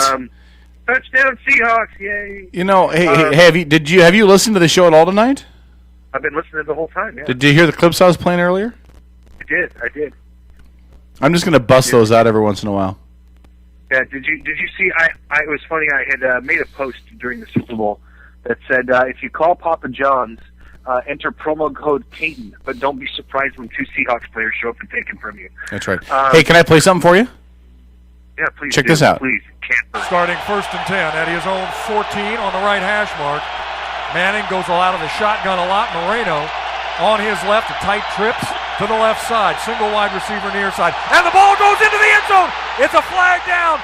Moreno dives for the ball. It should be a safety, but let's see where the flag comes in as the ball was snapped past Peyton. Offense number 18 moving toward the snap. Penalties decline. Safety. The Seahawks are on the board. There you go. I just thought I'd share that with you. I love that. Okay, so here we go. Here's the story for us. Conservative columnist Charles Krauthammer, for those of you who don't know, he's the guy who looks a little bit weird because he's in a wheelchair, if you didn't know that. Yeah. And he does stuff on... Wait, are you saying that people that are in a wheelchair look weird? Well, it does, because when he speaks, he doesn't move. Oh, okay. So he's paralyzed. And so anyway, he made the bold proclamation on Wednesday that the comments by White House Press Secretary Jay Carney made in response to the recently released CBO report on Obamacare will be quote-unquote emblazoned on the tombstone of liberalism. The statement made by Carney that he is referring to goes as such. This is Jay Carney, White House Press Secretary, stating, "Opportunity created by affordable quality health insurance allows families in America to make a decision about how they will work, or if they will work." Unquote. He says opportunity. This is what he's heralding in this achievement, that the government is giving opportunity for people to decide if they want to work. This is the liberals' idea of the opportunity society, Krauthammer said. Of course, in a free society, you can decide if you want to work. But what Obamacare does, and so the essence of liberalism is that if you can choose not to work, why are you going to? You understand his point? So if you're getting, I get it. I don't know if I agree with it, but I understand his point, yeah. So his point is, you know, if the White House themselves are coming out and saying, listen, we're giving people the choice to work or not work. Hey, you don't have to work. If you don't want to work, we're going to go ahead and give you food stamps. We're going to give you free health care. We're going to give you subsidized housing. We're going to give you X, Y, and Z. We're going to give you all these things. And you can go, what do you, I mean, and this is why I try so hard to get it through the heads of some people. And you, if you're listening, you know who I am, or you know who you are, okay? Why you think this idea of progressive liberalism is a good thing, because all you're doing is not only dumbing down America, you're lazying up this country. You are motivating people to be lazy. Okay, hold on that thought. We're going to continue this. We got to go to break. We come out of the break. We're going to have a conversation about this, because I now you've gone left turn on me, which is fine, but I'm going to tell you where you're wrong in just a second. So we'll take a break. It's eight. I think you are wrong. Okay. I think you're wrong. I think you're wrong. Yeah, so hold that thought just for a sec. We'll take a break. We come back, out of break, we'll get you to the conversation. Also, Trojo is here, and so we'll bring Trojo in studio. We can get Trojo's impressions of the new studio, what he thinks of it, and it's pretty impressive. I think it's pretty outstanding. And I think the room needs to be bigger to hold my ego, though, because I'm pretty awesome. Stick around. Hey, Trojo, what were the Cowboys doing last Sunday? Oh, that's right. They weren't. Okay, we're back after this. Stay tuned.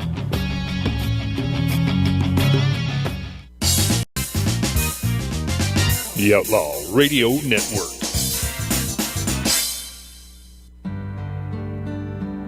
I'm Elaine Terso with Elaine Terso Photography. Operation Love Reunited is a special project for military members offering free photography sessions before a military member deploys, when they return home, or for special family photos to be sent to those stationed far from home. At Elaine Terso Photography, we are a proud supporter of Operation Love Reunited. If you or someone you know is active in the military and would like to take part in this free service, please visit me online at ElaineTersoPhotography.com.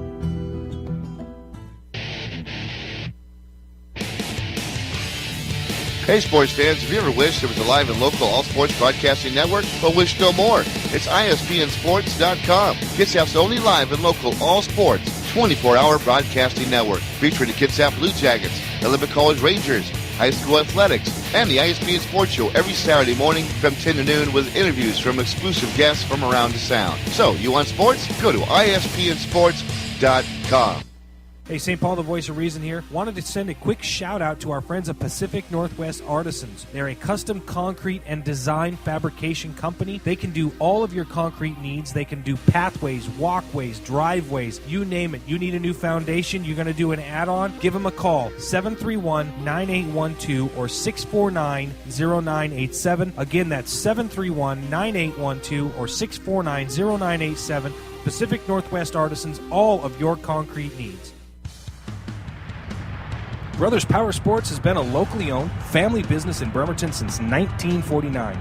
From new and pre-owned motorcycles, ATVs, scooters, boats, and watercraft to parts and service and apparel, Brothers Power Sports is committed to being your source for all your motorsports needs, and they're a proud sponsor of the Habitat for Humanity of Kitsap County. Brothers Power Sports, 5205 1st Street in Bremerton, and online at brotherspowersports.com. Stop in and feel the difference at Brothers Power Sports in Bremerton.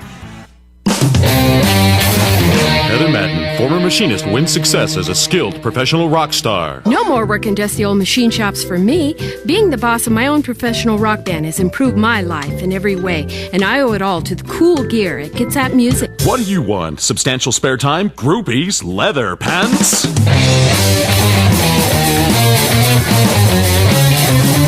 Use only certified cool products from Kitsap Music. The Legacy Group in Silverdale is a well-respected independent mortgage banker, absolutely committed to helping Kitsap County families on their path to home ownership. As an employee-owned company, the Legacy Group has a strong stake in your success, and they want to be your lifetime partner in helping you develop a strong real estate portfolio. Call the Legacy Group in Silverdale today at 698-6440 and find out how they can help you get started on the road to home ownership. 698-6440 for the Legacy Group, a lending experience that's a little different and a lot smarter. Every time our country stands in the path of danger, an instinct seems to summon her finest first. To the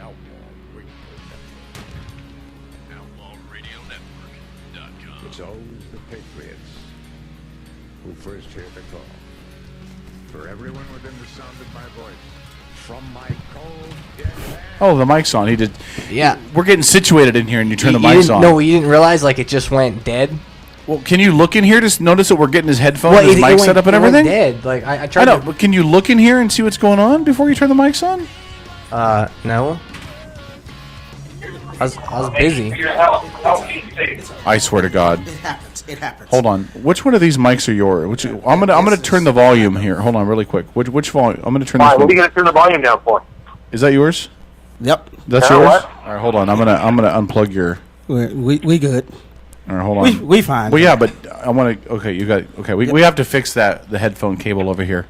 Fix what about it? Well, because it goes down, and then there's something on it that's really heavy, so it's like yanking on the ear the whole time. Yeah. So it needs to come out of this hole and then just come across over here. Yeah, it should be fine. It should be fine. Yeah, it'll be good. Sorry, I did this to get by myself. Hold on, who offered to come help? You wouldn't have been no help. I offered to come help. You wouldn't have been no help. But didn't I offer? Yeah, but so don't make it out like nobody tried to help you, son. Look. The fact of the matter is, don't make it like nobody tried to help you, son. Yeah. Well, now. Unless you could have built the wall for me. I could have came down here and provided some kind of assistance. Yeah. I was willing to try. Anyways. That's all I'm telling you. I was willing to try. I was willing to do my best for you. I was willing to make an offer. We know what kind of help Kevin gives. Hey, Paul, shut up. At least I'm in studio. And so am I. Where you at? Yes, What's your right. excuse? Where you at? Where you be? That's right. Where I you was at? at the Seahawks celebration party this weekend. Yeah, that's right. Hey, listen. Let me tell you why. Congratulations. So Welcome you to the said club. Before the break. What party were you at? The wake for the Dallas Cowboys? So hold on, Kevin. I want to make sure we understand each other. Yes. I made it very clear that I think that the government is currently in a process of disincentivizing people to go out and work hard. Wait. I'm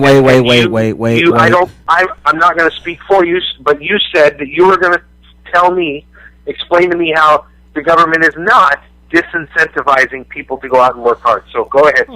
No, that's not what you said. Hold on, before y'all get into that discussion, Jesus. for us who don't use such big words, you might want to explain what that word means. Disincentivizing. What? I'm sorry. Taking the incentive out of not giving anybody motivation to do something. Oh, okay. Thank you. Paul's basically saying that it's encouraging people to be lazy. Is what he's basically alluding to. Right? Would that be fair, Paul? Sure. Yeah. Okay. So let me definitely part of it. Yeah. Okay. Let me tell you why I. First of all, that's not what you said. Okay. Well, hold on a second before you go any further. Okay. Yeah. Hey, Caleb. Nope. Caleb. Nope. Caleb. On Skype, how do I make it so that I appear online? Turn your computer on. So you go to Skype in the upper left-hand corner. Yeah. And go to online status and click online. Okay, give me a minute. Keep talking, Kevin. I want you to pay attention to what I'm about to say. So I'll just give you a minute. You concentrate on your computer. You take your time, son. It's all right. Okay. Or hang up and try calling in with Skype and see what happens. Hold on. Or just try calling us on Skype. My God, and if it rings through, I'll answer. The blind. Okay, wait, I think I got it. Hold on. Hey, you're online. I did a system restore, and I think it worked. Yeah, you just came online. Okay, excellent. Go. Okay, I'm gonna hang up the phone now. All right, hang up the phone now. Click. Okay, now as soon as he calls, send it to voicemail. Oh, hey, look! It looks like St. Paul is with him. Oh my God! Oh man, he's all nice and clean. Nice to see you dressed up. He's not sending that to voicemail. You guys You guys like my shirt? We cannot see your I shirt. do see that. That's one of the ones that they're selling at the clubhouse. We cannot see the shirt. For those of us who... I can see that. It says chicken, huh? And it has a Seahawk eating a Bronco head. That's right. You see my new hat? No, because actually I'm not looking at the website right now. Terrible. You're all terrible. I can tell you what the hat is. It's a Super Bowl hat. Champions. Super Bowl champion Seahawk hat. Dallas Cowboy hat. Whatever. You can't talk any more shit right now because the Seahawks have won it more recently than you guys have. Yes, You're I can. Out of the woods, my friend. Again, out of the woods. As I said, congratulations. welcome to the fraternity. Now win 3 more. Now win. No. 4 more. No. You can't. Congratulations. Use that. Nobody on your team has won one. Welcome to the fraternity. Now win 4 more. 4 more. Yeah. How many Super Bowls have you guys won? 5. 5? Yes. Really? Dallas has 5. Pittsburgh has won 6. Hold on. They've won more than anybody. I know nobody else can see this because I haven't got his video up yet. But do you guys see what he's got going on in his face? What is that? Is that like 2 dead caterpillars? What is that? Is that like a porn star mustache or a cop mustache? Freaking looks like a porn star cop mustache. Yeah, it kind of looks like a cop mustache if you ask me. What's up with the mustache, Paul? You want to know? You want me to break it on the air, Caleb? Because you know. Dude, no, I don't. Did you lose a bet or win a bet? I mean, I actually really don't know. You do. You just don't realize that you're knowing. Oh, well, go ahead, Paul. I want to hear this. Well, on Thursday, I had a Skype interview with a reality television production company. So you have a mustache because of the interview? Because it was it's for a character in a reality TV show. And they wanted you to have a mustache? Well, it was part of the character. I can't really disclose any more about it right now. I won't make you. I'm just saying that. I mean, if you can't disclose anything else, if they were hoping you look good with a mustache, you might have lost the part. What I can tell you is that it had to be a Wild West, an 1870s, 1880s theme. So, but you kept it. When was the interview?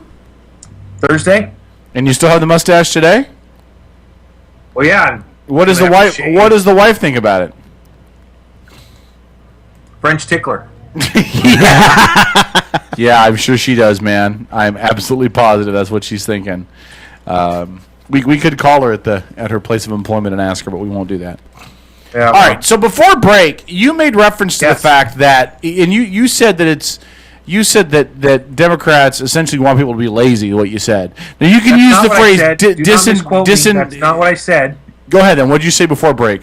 Don't come back with this poppycock crack about how they're dismotivating people to do something. I want you to say what you said before break. Go ahead then. What did you say before break? Here's the point. Don't come back with this poppycock crap about how. Well, hold on. We got repeat going on. Hold on. Okay, first of all, you both have to stop talking. Here's the point. Don't come back with this poppycock crap about how. Hold on, Paul. If your speaker's up now, it's just feeding itself. It's just repeating over and over again now. Yeah. So Paul, I just muted you. Turn your speaker down. Or aren't you wearing headphones or something? Because I found that it ends up screwing everything up, and it's harder to kind of hear. And the feedback from your speaker wasn't screwing it up. Why? All right, go ahead.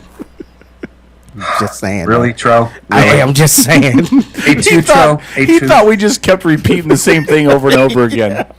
I'm going to do that to him every once in a while. I'm just going to repeat the same thing over and over again, and then be like, Paul, turn on your speakers. All right. So and we're like, Paul, turn on your speakers. God, I hate you. I'm going to be like, Paul, turn on your speakers. Jesus. Go ahead, Paul. What I said is that by creating a society where you disincentivize. Sorry, Tro, you want me to break that down? No, I got you. I got it. You know, okay. You wasn't speaking Ebonics, but I still got it. Got it. Right. You disincentivize people to work. Again, my wife, right now, she's making less money by going to work than she would be if she was on unemployment. Okay.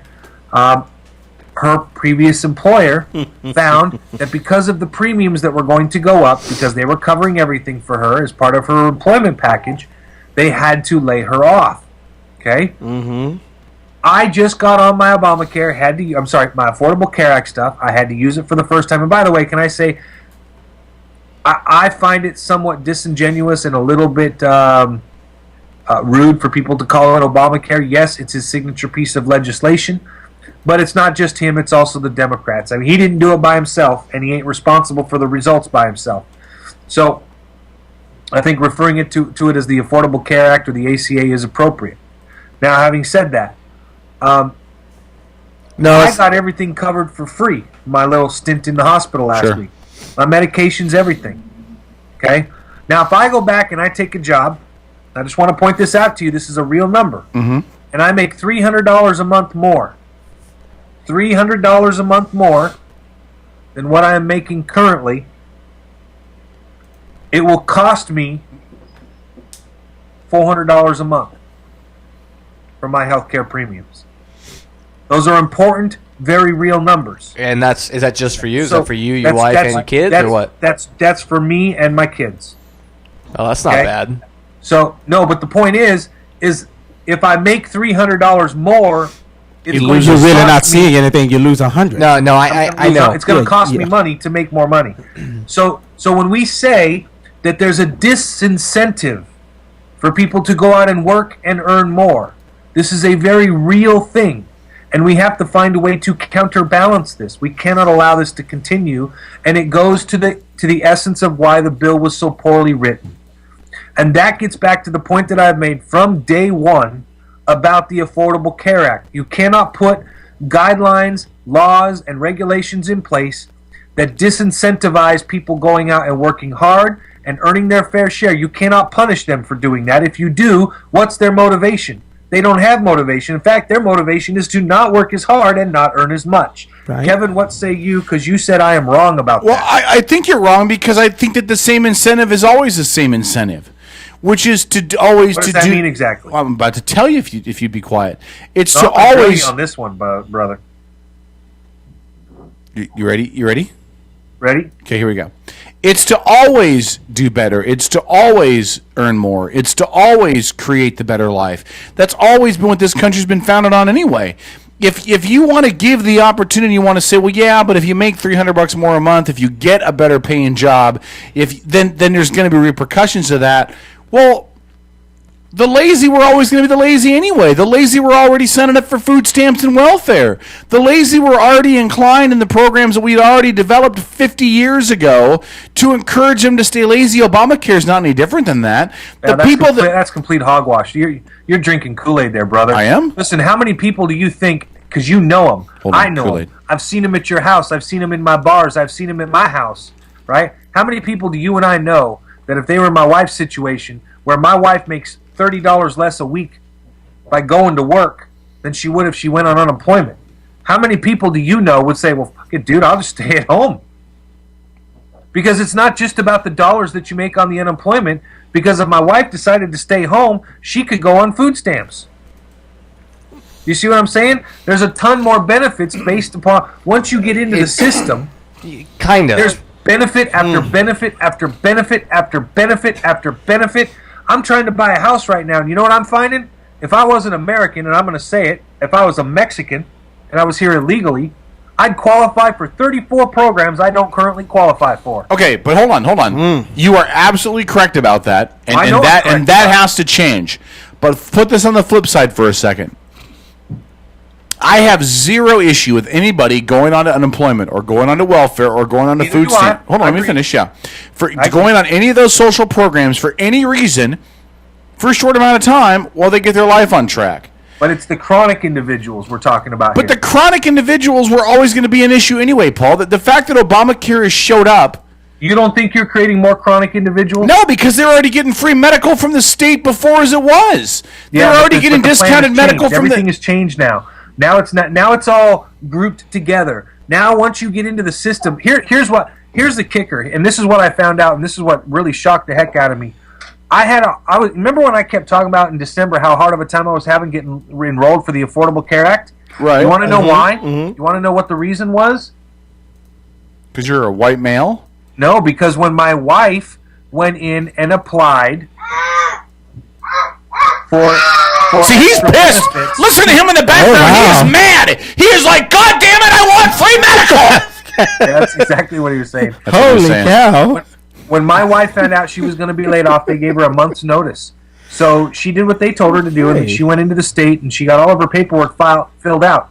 The state automatically filled out an Affordable Care Act form for my wife without telling her. So when I was trying to fill mine out, it was seeing it as a duplicate. I see. I gotcha. Nobody has a clue that that's what's going on. Not only did they automatically enroll her in that program, they enrolled her in several others. And we're sitting here going, why are we getting all this stuff in the mail? We didn't sign up for this. We didn't sign up for this.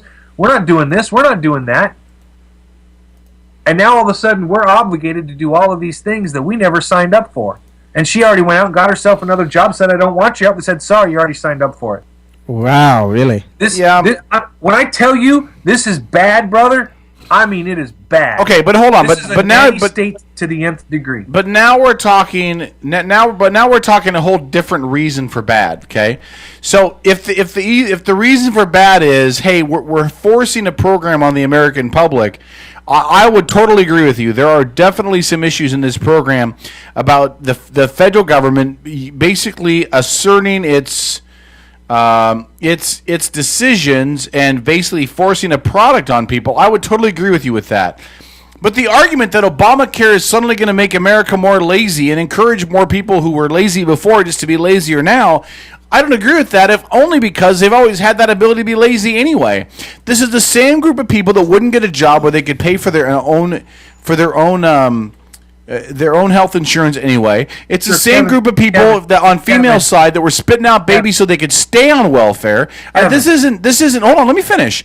This isn't a new elixir that is suddenly going to take people that weren't lazy and make them lazy. It's just another avenue for them to be lazy, but they already had it before. We were already spoon-feeding these bastards crap anyway. And so what do you do about them, Kevin? Well, you're not... Yeah, I mean, I'm hearing the president, I'm hearing his spokespeople go out there making all kinds of excuses for why, well, if the people don't want to work, they don't want to work, we can take care of them. That's coming straight out of the White House, brother. How are you going to motivate those people? Is it fair for you to be paying for my health care? Hell no, it ain't. And I don't want you to. But I'm literally being told I don't have a choice. Okay? I haven't gone to the doctor or the medical profession in 9 years because I couldn't afford to pay the bill because of the type of work that I was in. Did you hear me complain? Not one goddamn bit. No, but you will agree. Now I'm told that I have to go, and I have to accept your charity and your gratitude, and I don't want it. But you would agree, though. But you would agree that in itself to happen in this country is a travesty. Yeah, that is for you. Think about this for a second. In this country, that's a whole the richest set of social issues. Okay, it is. But in this country, the richest, most powerful nation in the world, for people like you who can't go to the doctor for 9 years because the cost of health care has become so exorbitantly high. That is an issue that had to be fixed. Now, I don't agree with the way that it's been fixed. There's serious flaws with Obamacare. Its implementation, the way that it's been rolled out, the way that it's been foisted upon the American public. But it speaks to the larger ill, which is the medical system is broke.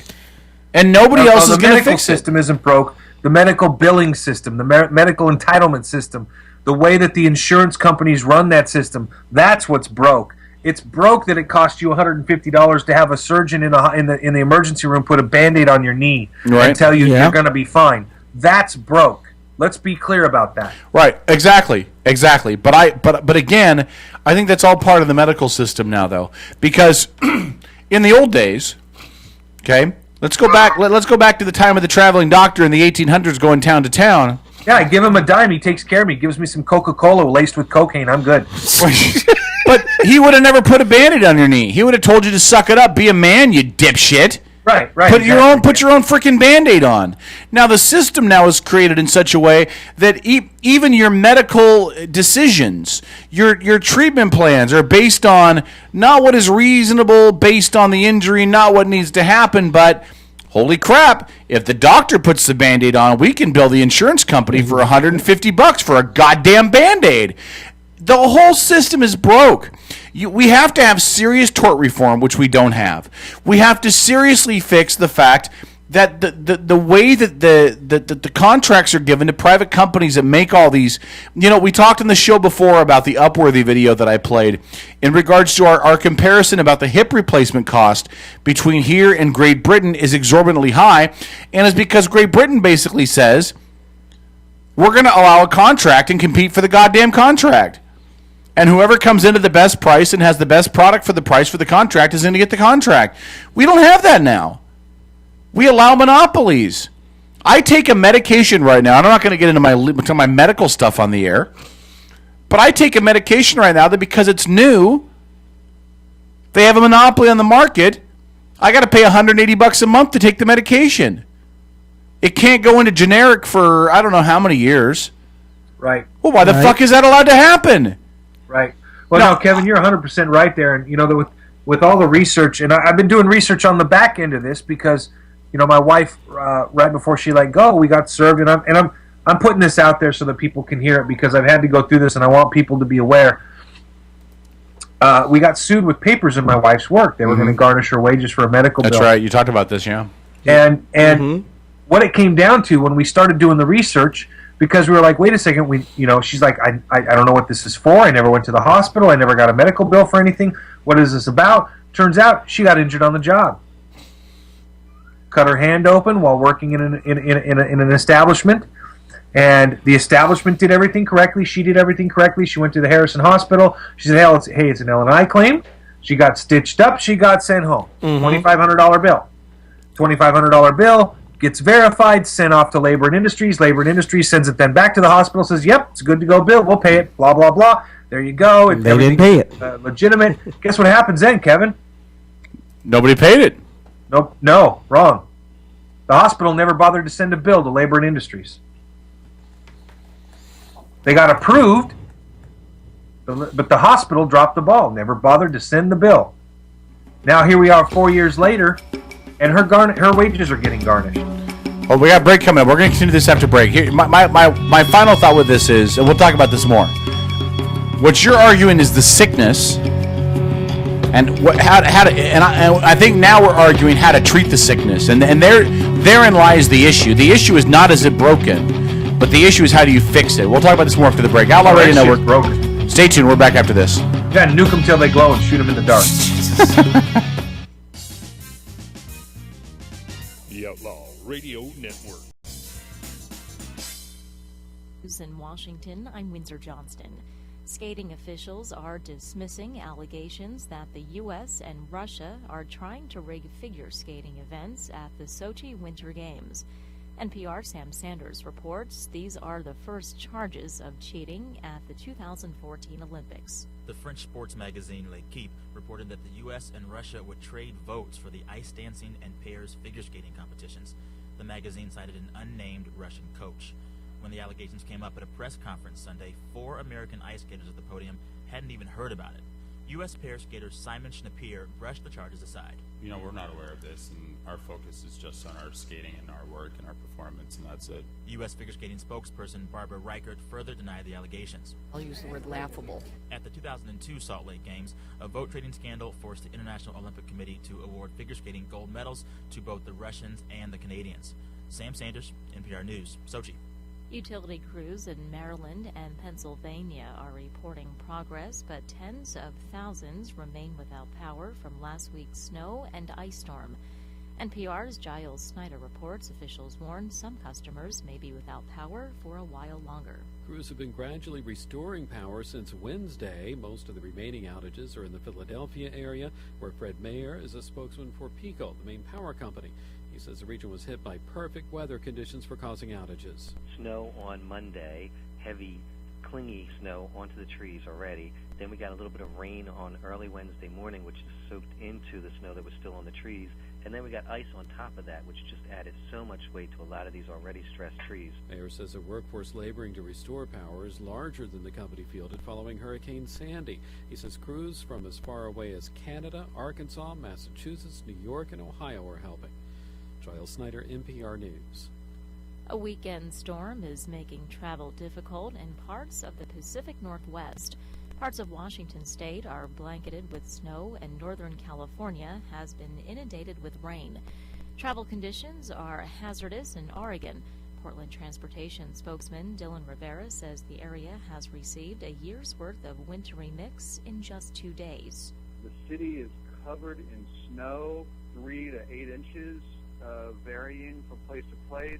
It has that winter wonderland look that we are not used to here, and the snow is covered in at least 1/4 to 1/2 inch of ice. Portland officials for the first time sent out a cell phone alert telling people to stay indoors due to the weather conditions. It was 50 years ago today that the Beatles appeared on The Ed Sullivan Show. It was their first appearance in America. Nielsen says 45% of all TV sets in use at the time were tuned in to the broadcast. This is NPR News. Ukraine is putting anti-terrorist units on alert. The State Security Service says it's responding to a sharp rise in bomb threats against nuclear power stations, airports, and railway stations, and gas and oil pipelines. Ukrainian officials are also calling the seizure of government buildings by anti-government protesters in Kiev a manifestation of terrorism. Swiss voters have approved a proposal to cap immigration.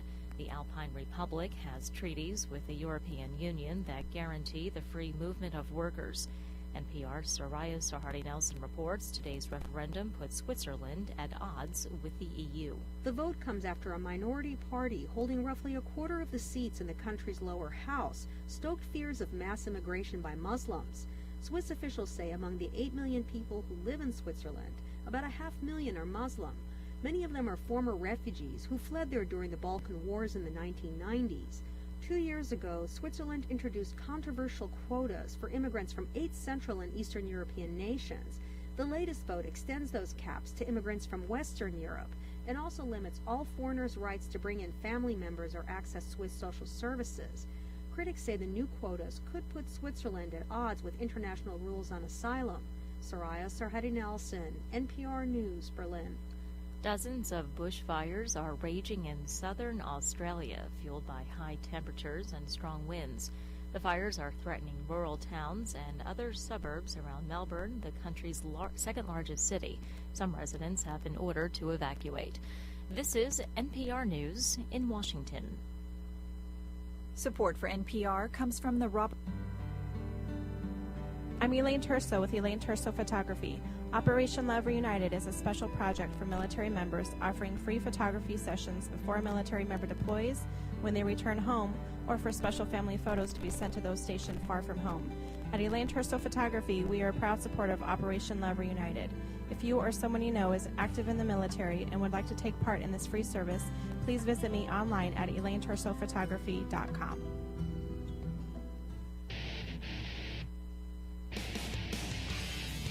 Hey, sports fans, have you ever wished there was a live and local all-sports broadcasting network, but wish no more? It's ISBNsports.com. Kitsap's only live and local all-sports 24-hour broadcasting network, featuring the Kitsap Blue Jackets, Olympic College Rangers, high school athletics, and the ISBN Sports Show every Saturday morning from 10 to noon with interviews from exclusive guests from around the Sound. So, you want sports? Go to ISBNsports.com.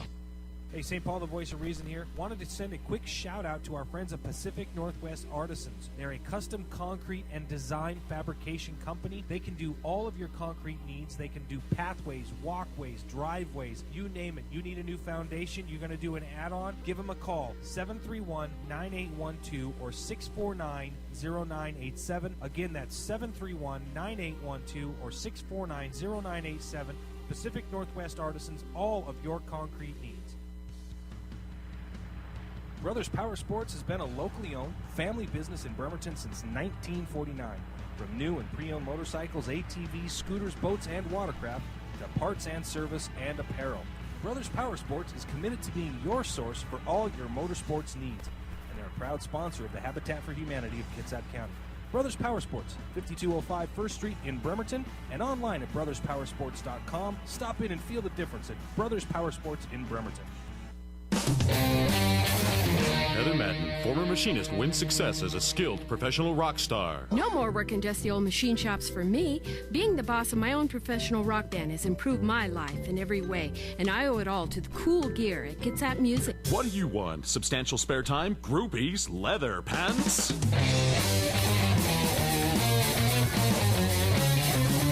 Use only certified cool products from Kitsap Music. The Legacy Group in Silverdale is a well-respected independent mortgage banker, absolutely committed to helping Kitsap County families on their path to home ownership. As an employee-owned company, the Legacy Group has a strong stake in your success, and they want to be your lifetime partner in helping you develop a strong real estate portfolio. Call the Legacy Group in Silverdale today at 698-6440 and find out how they can help you get started on the road to home ownership. 698-6440 for the Legacy Group, a lending experience that's a little different and a lot smarter.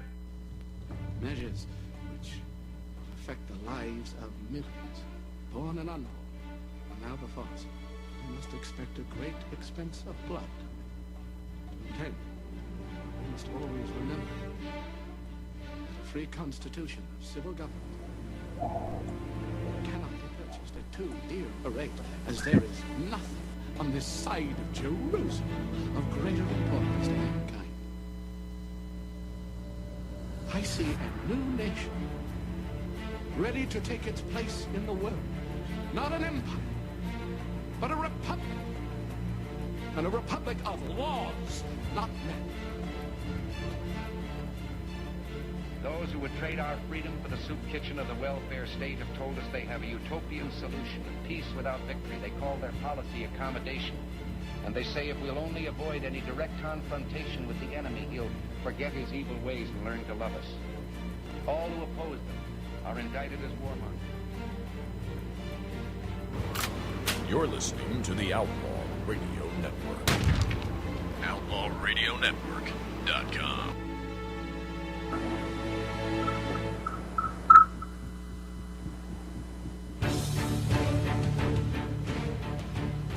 All right, it's the Outlaw Radio Network, 11 minutes after 9, moving into the third hour of the show. Thanks for checking it out. If you want to call in, 253-617-1440 is the number to call. St. Paul, let's put some glasses on. Yeah, he is. He's trying to look cooler. Look like he's going shopping. Looks like Arnold Schwarzenegger in The Terminator. He's going terrorist shopping. Yeah, I actually was looking for that Tony Romo look, and then I realized what kind of a failure he was, so fuck it, I'll take the glasses off. Considering the fact that Tony Romo don't wear glasses, you really did fail. Listen, say this, I don't care what anybody says. It's just pure envy on my part. I've seen how much money that guy makes. He's a stud and a rock star. I don't care who you are. Who is? Who are you talking about? He's talking about Tony Romo. Tony Romo. You envy Tony Romo? Yeah, I'm just a total hater. You're an idiot. Hey, listen, hold on. I got an important phone call coming in. I'm going to have to mute you guys for a minute. What? Really? Can you do a show? Is this your reality show callback? Can you do a show? Is this your reality show callback? Oh, wait, listen. Hello, Paul. This is the clinic calling. Hello, clinic. What's going on? Well, the tests are back from the swabs we did on your penis. I'm sorry, what test was that again? Oh, that's outstanding. All right. Louise. 253-617-1440. I do believe he might be the worst co-host in radio, but we can get T-shirts that say that. But you know what? He's our St. Paul. I'm going to get T-shirts that say that. Voice of reason. I am. I'm going to get T-shirts to say that. St. Paul, the worst co-host in radio. He is our voice of reason. Without him, there would be no reason. Well, he's not in studio, and now he's not even talking to us. Yeah, he left us. Well, coming up at the bottom of the hour, after the bottom of the hour break, we will give you the final results of our football picks. Don't give any hints. Don't give any teasers. We're gonna leave it at that. Well, considering the fact that everybody already knows that I picked the Broncos, they knew it wasn't me. So I'm just going to go ahead. I'm just going to put that out there right now. It wasn't yours truly. Breaking news. Breaking news from King 5. People are rioting in the streets because Trojo did not win the... I knew that was going to happen. I knew it. I told y'all 2 weeks ago, if I did not win this football poll, that people are going to start to riot in the street. You know what? That's very true. Do you want to know why? Do you want to know why you didn't win the football poll? I would love to know why I didn't win the football poll. Plays exactly like this. Oh, here we go. Hey, wait. Who won the football poll? Hold on. We're going to do the bottom of the hour. I'm just teasing it. I did. But I was telling Trojo because he picked the Broncos. We know it wasn't him. Because I don't know if I won it or not. And that's why I'm like dying to find out. I'll tell you at the bottom of the hour. Strip. Yep. I don't know who won it. I'll mute my computer. No. Please, I'm going to play something. Hey, Stripper, please unmute me. Strip, unmute me. You gotta love. Seriously, our board. just unmute it. You gotta love our board. You gotta love Strip. Unmute it for Christ's sakes. I'm not doing it. Nope. From the outside looking in, it's pretty damn funny. I got Trojo on one side of the screen, and I got pictures of dinosaurs and whales, and it looks like hot lava, other celestial things going on there in the background. And then I moved to the side where I got Kevin wearing his Seahawks shirt and his Seahawks hat and his red shirt, and things look more celestial, more down to earth. Now I can't tell because you can't make out a lot of the pictures, but it looks like there's like an Easter Island head up there behind him, and maybe something from the Mars rover, and well, frankly, I can't tell what the fuck the rest of this stuff is, but you know, it's funny. Just quite the contrast. Well, that's what it's all about, right? Having the contrast between the people that's on this radio show. Isn't that why we discovered this thing? Isn't this why y'all brought me on here so we can have a little bit of contrast? Brother. That's exactly what I would say, my friend. That's exactly what I would say. That's why I found it interesting. I can't unmute your computer because every time I unmute it, there's little beeps that come through. I don't know what the beeps are, but unmute it for a second, then you can mute it right back up after I play something. Beep. You ready? Is it unmuted? Tro, this is why you didn't win. This is why you didn't win the football pool. Wilson out of the shotgun. Lynch next to it in the backfield. The snap, the throw, the ball caught by Baldwin, makes one man miss, dives underneath, he's in! Touchdown! Seahawks! The rest of his receiver buddies run from the sidelines to celebrate with Doug Baldwin out of the back of the end zone, and Seattle is making it look easy against the Denver Broncos, 42-8. There you go. Right. Can I say this? I have that game on my DVR where it will stay in perpetuity. But I'm going to have a barbecue this spring, and we're going just to watch that game. Oh again. God, yes, yeah. And I would love to do that. You know, what was that? Some of the things, and you guys have to tell me how you feel about this, because some of the things that I found incredibly interesting about this, and Jeremy, you would know more about this than we would because you're a Dallas fan, and we Seahawks fans have not experienced this before. It's like a bad infection, right? Like a bad infection, really? I mean, yeah, it just won't go away. So here's what I'm looking at now. I'm listening to guys like Richard Sherman, who came out last week and said we were actually pissed off we gave up a touchdown. Right. Do you think they could have seriously? Do you think Seattle was really pissed off? Do you think they had a shot at holding them scoreless? No. Yes. Yeah. No, and I'll say, and the reason I say no is because if they had a shot at actually holding them scoreless, they would have done it. With a quarterback like That's Peyton, easy to say. no, it's really. I mean, seriously, because here it is. Here's the reality. One, Peyton Manning realizing that he was embarrassed. As a matter of fact, he came out and said, I can't even classify this as an embarrassment. I don't even know how to classify this. This is not the team that everyone expected to go out there and play in the Super Bowl. We had our asses handed to us tonight by a better team. Yeah, Jeremy, that's not what he said. Well, in a nutshell, I mean, I'm just breaking it down more or less. What he said, pretty much. Jeremy, let me refresh your memory. I know what he said. What he said was when Wes Welker said this was humiliating, right? And then Peyton Manning was promptly asked, "Your teammate said this was humiliating." Peyton Manning's response was, "This wasn't humiliating. I'm offended that you would use that remark. Right. This is not humiliating." It was humiliating. That was pretty humiliating. Right. Just saying. Right. Let me answer the question really quick. Now, for Trojo to say there's not a chance, yeah, there was. Because listen, for every drive except for that drive, right, the Seahawks defense was suffocating. Right. And I think in that drive, it almost seemed like the D-backs were playing a little less man and a little more zone. So I think they were playing a too deep zone. Yeah, I think if they played their standard defense the entire game, I don't think Denver would have scored a point. I just don't believe. Now I could be wrong, but that whole offense was, listen, that whole offense was destroyed. Yeah, you're talking a team that scored the most points in the league this season and in NFL history. Record. Yes. Actually, you can take that further. Peyton Manning had never scored less than 17 points while in a Broncos uniform.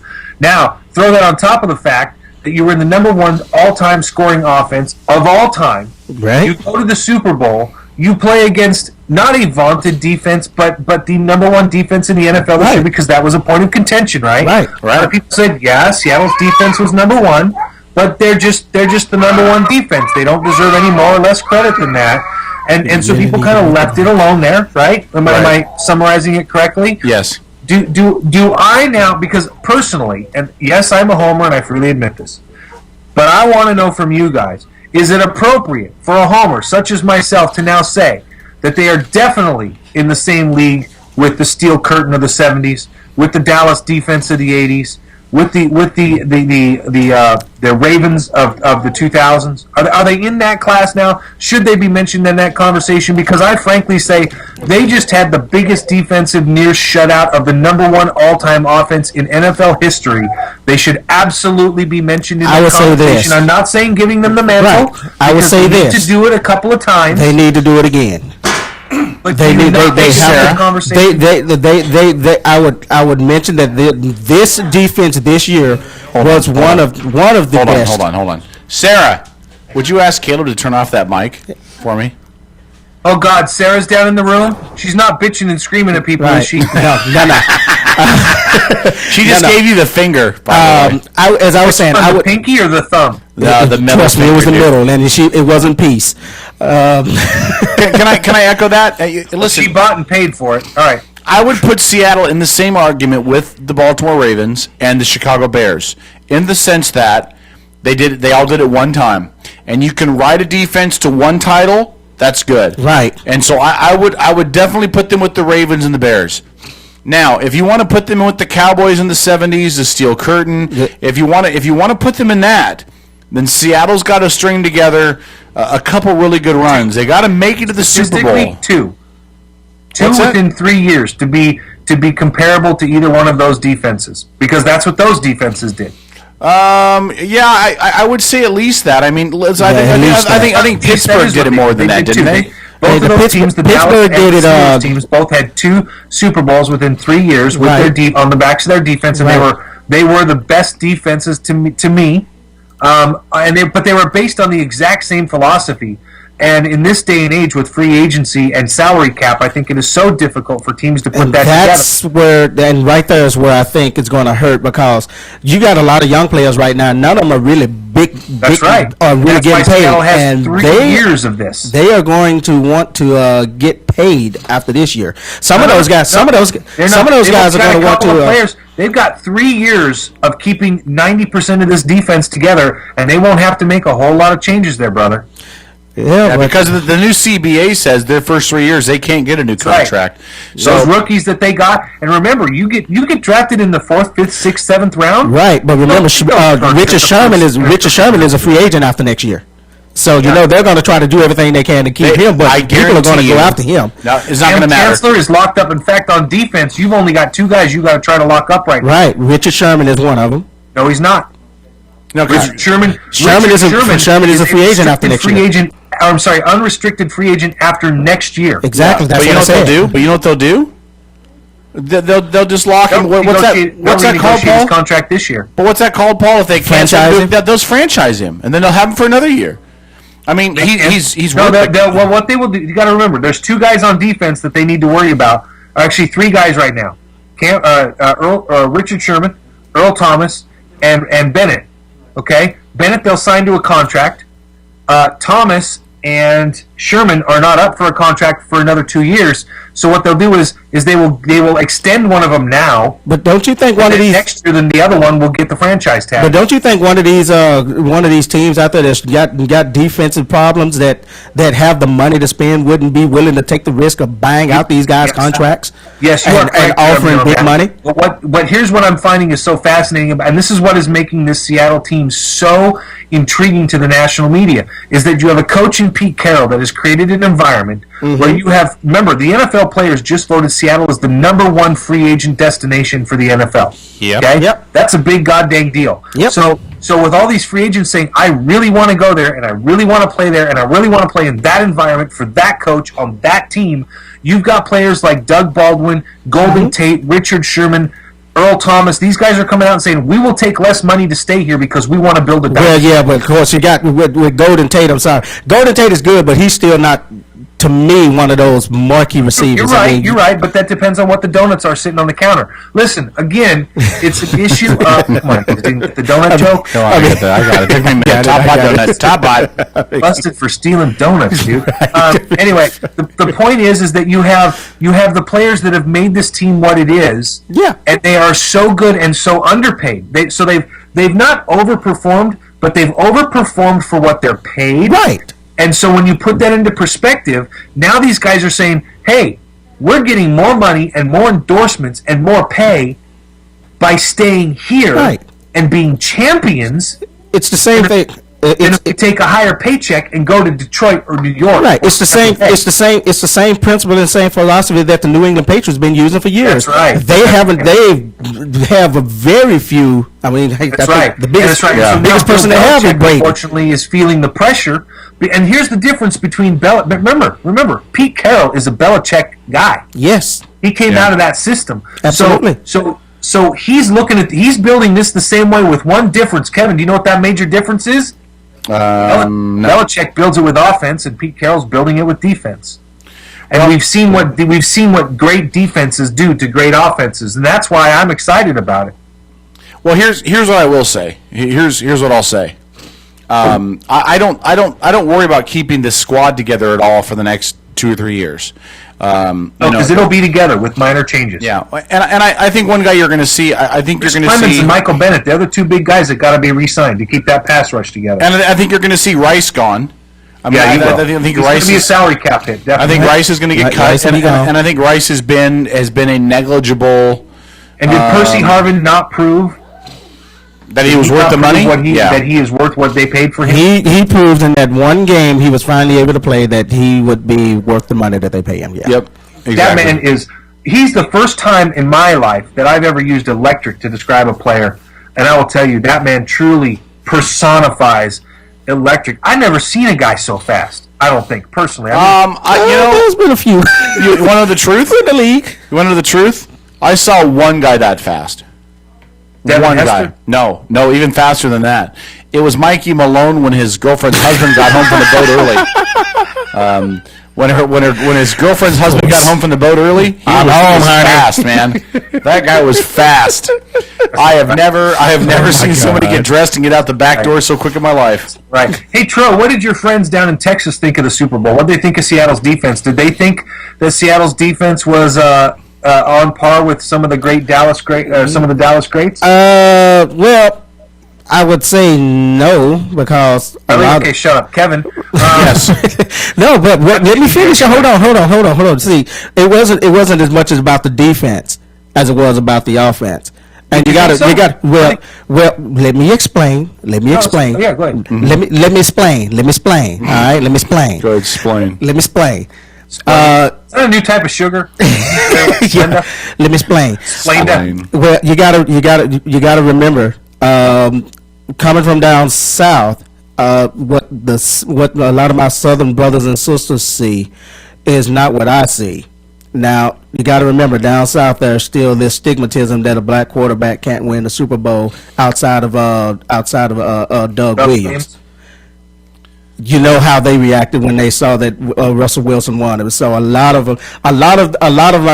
my friends, family, and relatives were on the Seahawks bandwagon because they just wanted to see another colored man, black African American. What the hell is Russell Wilson anyway? I mean, he's black. Yeah, he's black. He's something. But by the way, can I share this with you? Which is funny. What's funny is how often did I say always go for the black quarterback? But I never said it for Seattle. But right, you never did. Well, I did, but I never had to say it because Seattle won. Well, Seattle's got a good team anyway, and it was easy for me to just vote for Seattle. And versus if somebody was playing the Panthers and it's like, all right, just go for the black quarterback. But you never said that about Seattle. You're right, Jeremy. That's very astute on you. You ready for this? So hold on. Throw your hat in yet and say that you're a Seattle fan finally? I've never said I hated Seattle. That's not what I asked you, Jeremy. I would always and forever be a Dallas Cowboy fan. That's not what I asked you. I'm not saying you couldn't be a Dallas Cowboy fan. I didn't say you couldn't vote for Dallas every day of the week except when they play Seattle. I'm just asking if you will finally throw your hat in and say you're a Seattle fan.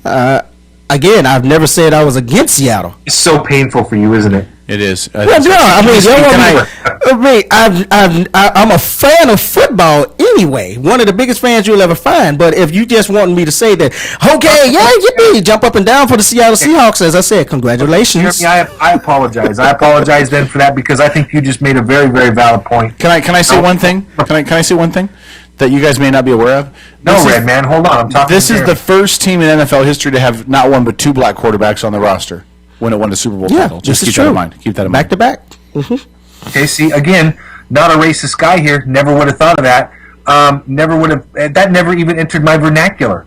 I mean, maybe for you racist red men, I mean, it does. I don't know.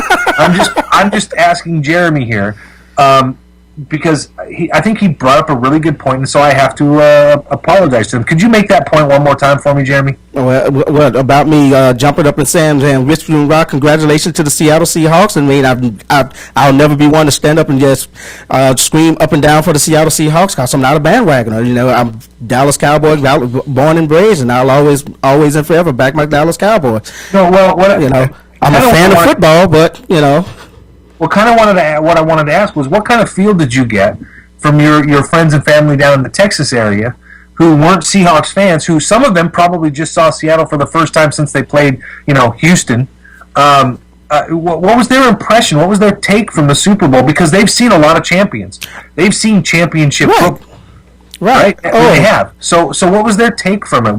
Did they say much to you, or was it like, we're not talking to Jeremy, he's in Seattle? Right. Well, the only thing I took from them on the most part of it was a lot of them was writing on their Facebook pages and on their walls was congratulations to Russell Wilson, the second black quarterback to win a Super Bowl.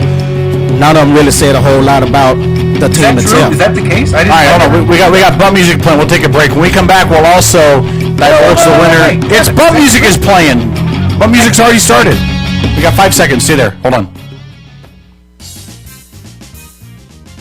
The Outlaw Radio Network.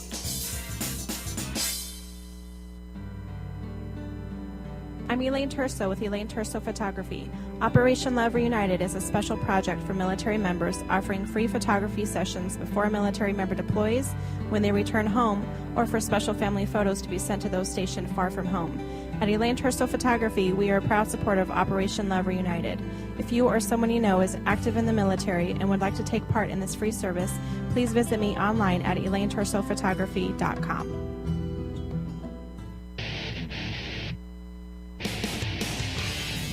Hey, sports fans, if you ever wished there was a live and local all-sports broadcasting network, but wish no more, it's ISPNSports.com. Kitsap's only live and local all-sports 24-hour broadcasting network, featuring the Kitsap Blue Jackets, Olympic College Rangers, high school athletics, and the ISPN Sports Show every Saturday morning from 10 to noon with interviews from exclusive guests from around the Sound. So, you want sports? Go to ISPNSports.com. Hey, St. Paul, the voice of reason here. Wanted to send a quick shout out to our friends at Pacific Northwest Artisans. They're a custom concrete and design fabrication company. They can do all of your concrete needs. They can do pathways, walkways, driveways, you name it. You need a new foundation, you're going to do an add-on, give them a call, 731-9812 or 649-0987. Again, that's 731-9812 or 649-0987. Pacific Northwest Artisans, all of your concrete needs. Brothers Power Sports has been a locally owned family business in Bremerton since 1949. From new and pre-owned motorcycles, ATVs, scooters, boats, and watercraft to parts and service and apparel. Brothers Power Sports is committed to being your source for all your motorsports needs, and they're a proud sponsor of the Habitat for Humanity of Kitsap County. Brothers Power Sports, 5205 First Street in Bremerton, and online at brotherspowersports.com. Stop in and feel the difference at Brothers Power Sports in Bremerton. Heather Madden, former machinist, wins success as a skilled professional rock star. No more working dusty old machine shops for me. Being the boss of my own professional rock band has improved my life in every way, and I owe it all to the cool gear at Kitsap Music. What do you want? Substantial spare time? Groupies? Leather pants?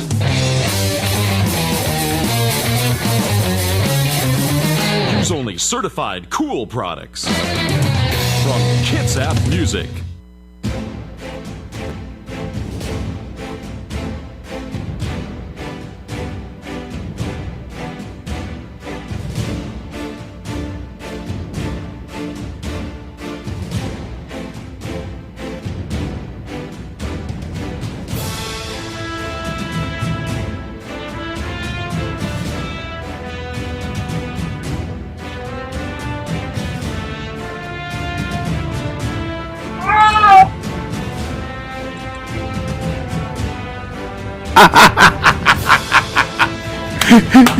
you unmute Paul's microphone just in time to hear some screaming in the background.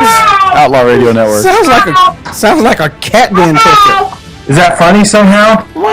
Just when he unmuted the microphone. All right, I didn't mean to cut you off earlier, but Bump had already been playing for 15 seconds. So you and Trojo finished what you guys were talking about. I want to give the rest of that conversation room to breathe. I was just asking if Russell Wilson was really only the second black quarterback to win an NFL title. I never paid attention to that. Yes, because I'm not racist, so I didn't notice. Yes, he was the. Really? Yes. Since Doug Williams. Since Doug Williams.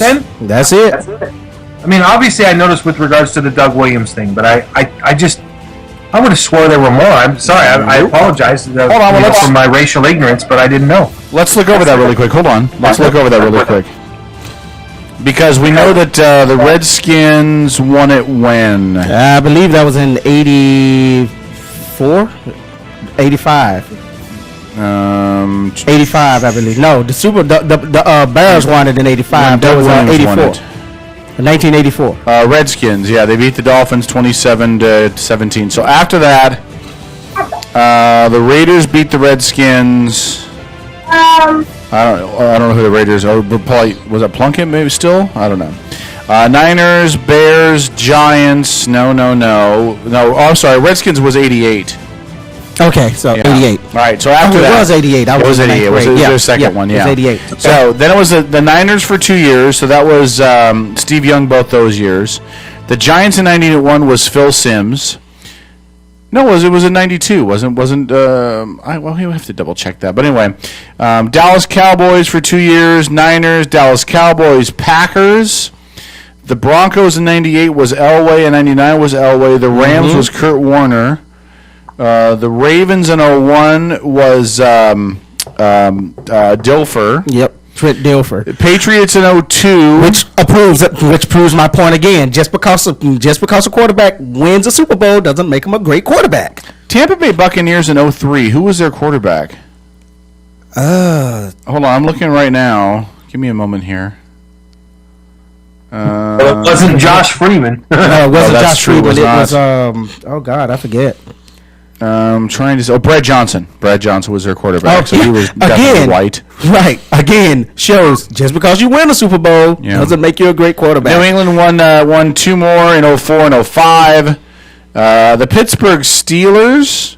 Well, Brent Roethlisberger could be counted as half black, right? Well, the way he acts in a restaurant bathroom. Really? Indianapolis Colts in 07 with Peyton. The Giants in 08 with Eli. The Steelers in 09 with Ben again. The Saints. The Packers in 11, the Giants in 12, the Ravens last year with Flacco. So right, yeah. Jeremy. So nice job, nicely done. All right, so you guys want to get to the results of the football picks? Does that signify any type of change racially in the country? Change doesn't come to America. I don't know if change doesn't come to America. Look, well, since Doug Williams proved that a black quarterback, because remember, for a long time in the NFL, because the way the black race was viewed that they could not lead men, a black quarterback was really unheard of. You could play quarterback in college, but once you got to the NFL level, they transformed you into either a receiver, a tight end. They change your position a lot. You see that a lot now too. But you don't see it as often because now Doug Williams opened people's eyes and they could see that, hey, a black guy can play quarterback in this league, with the exception of unless you are an exceptional quarterback back in the 80s and 90s like Randall Cunningham was. Let's not forget Seattle did that too to a black quarterback. Who did they do that to? Oh yeah, Warren Moon again. Unless you no. There was a black quarterback playing on this team that was not playing quarterback that won the Super Bowl this year. Playing fullback. Right. Again, Robinson. Right. Again, Robinson was a quarterback for Penn State. Again, like I said, you still see it, but you don't see it as often. Yeah. Right. So to your point. But I'm curious though. Do you think that's because? And I'm not. It's an interesting racial question. Is that because they're black? Or is it because they just don't have the skills to play the type of game that NFL quarterbacks are expected to play? In today's, before Jeremy does, because I think his answer is going to have a little bit more relevance than mine. Right. In today's NFL, it's because they don't have the skill set.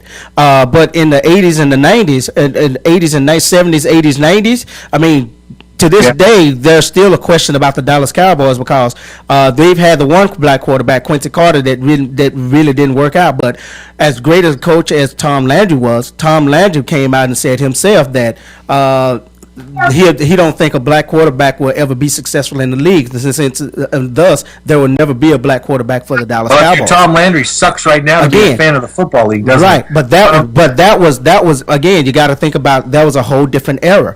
Yeah. One of the greatest wide receivers that's ever played the game, believe it or not. In my mind's eye, he may not ever make the Hall of Fame, but the greatest wide receiver in Denver Broncos history, Rod Smith. Again, another one of my relatives. How you doing, Rod? But he in high school he was he was a very well known quarterback. That quarterback out of high school and got recruited, but didn't get any did not get recruited from for any colleges, even though he was a highly ranked quarterback not only in the state of Arkansas but throughout the nation. But he didn't. You're attributing that to his race. Absolutely, there was a lot of thought, wasn't there, Jeremy? That black quarterbacks were not mentally capable of handling the pressures of the NFL quarterback status. Right. Is that accurately? Did I accurately surmise that? Exactly right. That's exactly what was said. And clearly, I think at this point in time, and listen, Doug Williams obviously broke through those Jackie Robinson barriers in the NFL. Doug Williams did it. Warren Moon did it. And Randall Cunningham also was one that was able to do it. To be honest with you, Warren Moon will always be a hero of mine, even with regards to his transgressions off the field with his wife. Right. I still think that the man broke so many barriers, and I always found it odd that he didn't get more credit for that. But I think, listen, again, in the NFL, you got to win. Win or go home, right? Win or go home. Yeah, so I guess I understand it, but you really transfixed me this evening, Jeremy, when you brought up that stat that Russell Wilson was only the second ever African American quarterback to win the championship. And you know what? I don't think in all the times, when we first heard Russell Wilson, not this year but last year, right? When he was struggling in the early first couple of weeks on, there was an interview radio on KJR, I believe it was, where Warren Moon was talking about how he reached out to Russell Wilson to talk to him about what it meant to be a black quarterback in the NFL. And now I won't even pretend to try to decipher or decide or think about what that conversation must have entailed, but it must have been heavy because you're not talking just about a sport or a town or fans. You're talking about a race. Right. You're talking about putting yourself out there for an entire segment of society to look up to and believe in. And can I just say this? Whatever Warren Moon did, because it was after that conversation Warren Moon had with Russell Wilson that young man's season seemed to turn on a dime. And again, I have no clue. I'm basing this off of nothing more than that interview and that his season turned around, this team turned around, and here you have the Super Bowl champion. So I think Warren Moon clearly, for the struggles he went through as a man, played some part in that. Well, and if you look at the history of Warren Moon through the University of Washington, he was not. If you think that racism did not exist in Husky Stadium in the 70s, it was. If you get a chance to read up on the history of Warren Moon at UW, it was horrible for Warren Moon. So if you get a chance to read up on that, the other thing I will say is this: I don't think it was for lack of opportunities, though, for black quarterbacks, because we saw you talked about what was his name, the Dog Killer? No. I'm not talking about Vic. Randall Cunningham. Yeah, we're talking about Randall Cunningham. Right. Donovan McNabb was another guy, another black quarterback that came in a little bit later, but had every opportunity given to him to win. Right. There's other black quarterbacks that have come in, but what I think it really did represent was a failure by coaches to build the game around the talents of the black quarterback. Right. Meaning to do what we see them doing now more, which is what Harbaugh has done, what Pete Carroll has done, what other coaches have done, which is look at the strength of their quarterback and build their offense around it. I look back at quarterbacks like Tommy Frazier from Nebraska, Right. Akili Smith from Oregon, Right. that had all the physical tools that could have been great quarterbacks if they were put in the right system. Got to be put in the right system. And you wonder now, looking at the systems, how they play. Hold on, but that's not a racial issue as much as it is just a quarterback issue. That's just but that's what I'm saying. So I don't know how much of it is because they were black, as how much of it was just a refusal to adapt to a different style. Well, again, as I stated, but it was only a style we saw, not only, but 98% of the time, from the black quarterback. The white guy that was playing quarterback was always trained, you're going to drop 5 steps back in the pocket, you're going to move a little bit if you need to avoid a rush, but you're going to stay in the pocket and you're going to throw. The black guys were running for their lives in the pocket, and I don't know why that was. They were running options, they were doing all this stuff, and the coaches wouldn't adapt. It was very few. I don't mean to say this to demean what you just had to say, Kevin, but listen, there's been plenty of white quarterbacks that are not in that mold. I mean, you can look at Fran Tarkington. You can look at Joe Montana. You can look at Roger the Dodger. Roger Staubach was a good grief. There were a lot. Listen. To me, the style of play is not about the race or the color of the skin, where apparently you seem to draw some comparison. I don't draw any comparison whatsoever to this color of a man's skin. But then again, I'm not a red man, so I'm not racist. Oh, Jesus Christ! I didn't. Hold on. I never said anything about the color of their skin. What I'm saying is that a majority of the quarterbacks that we saw coming out in the 70s and 80s and early 90s that were running that up-tempo quarterback running the ball a lot style of offense. Sure, were African American quarterbacks, and the coaches when they came out of college, NFL coaches were not receptive to that style of play. Okay, I see what you're saying. Yeah. Like let's take John Elway, right? No, because Elway was still a pocket passer. He was mobile. He was mobile. Well, let me finish. He was mobile, but he would still stay in the pocket. Primarily, he was Brett Favre the exact same way. He would stand back in the pocket. He'd run if he had to, but primarily he was a pocket guy. Now, if you look at a guy like Tommy Frazier out of Nebraska, phenomenal quarterback, could throw the ball, but was very mobile. He didn't want to stay in the pocket. Run-oriented system. He didn't have the accuracy. Well, exactly. But my point is that those styles of offense did not move to the NFL. Right. Now we're seeing those styles of offense move to the NFL because coaches are willing to think more openly about what they can do with a quarterback than they were thinking about what to do before. Do you want to know what opened the eyes of NFL coaches and scouts as far as mobility and black quarterbacks? Had to be Vic. It was Michael Vick. Yeah. It was Michael Vick. Now, don't get me wrong. Donovan McNabb, he could scramble, but he was a big quarterback. He could stay. He was but he was still more stand in the pocket type of quarterback. Yeah. I kind of tell me if I'm wrong, Jeremy. And I didn't get a chance to see a lot of McNabb's career, but you did as a Dallas fan. Oh yeah. Was he very similar to a Ben Roethlisberger? Was he similar in that aspect? Yeah, kind of, sort of. He was. I mean, again, he was big and he was standing in the pocket more. He would run stand in the pocket, take a hit. You can hit me, but I'm gonna throw the ball anyway. Kind of guy. He would run when had to, and as big as he was, I mean, nobody really wanted to take him on. Another black quarterback that I can tell you about, who I don't know what happened to his career. Everybody thought he was going to have a great career, but Dante Culpepper, he was another one that came out that he died. Well, it was not Dante Culpepper didn't die. That was Steve McNair is another black quarterback that had a lot of success. That would have had a lot of success.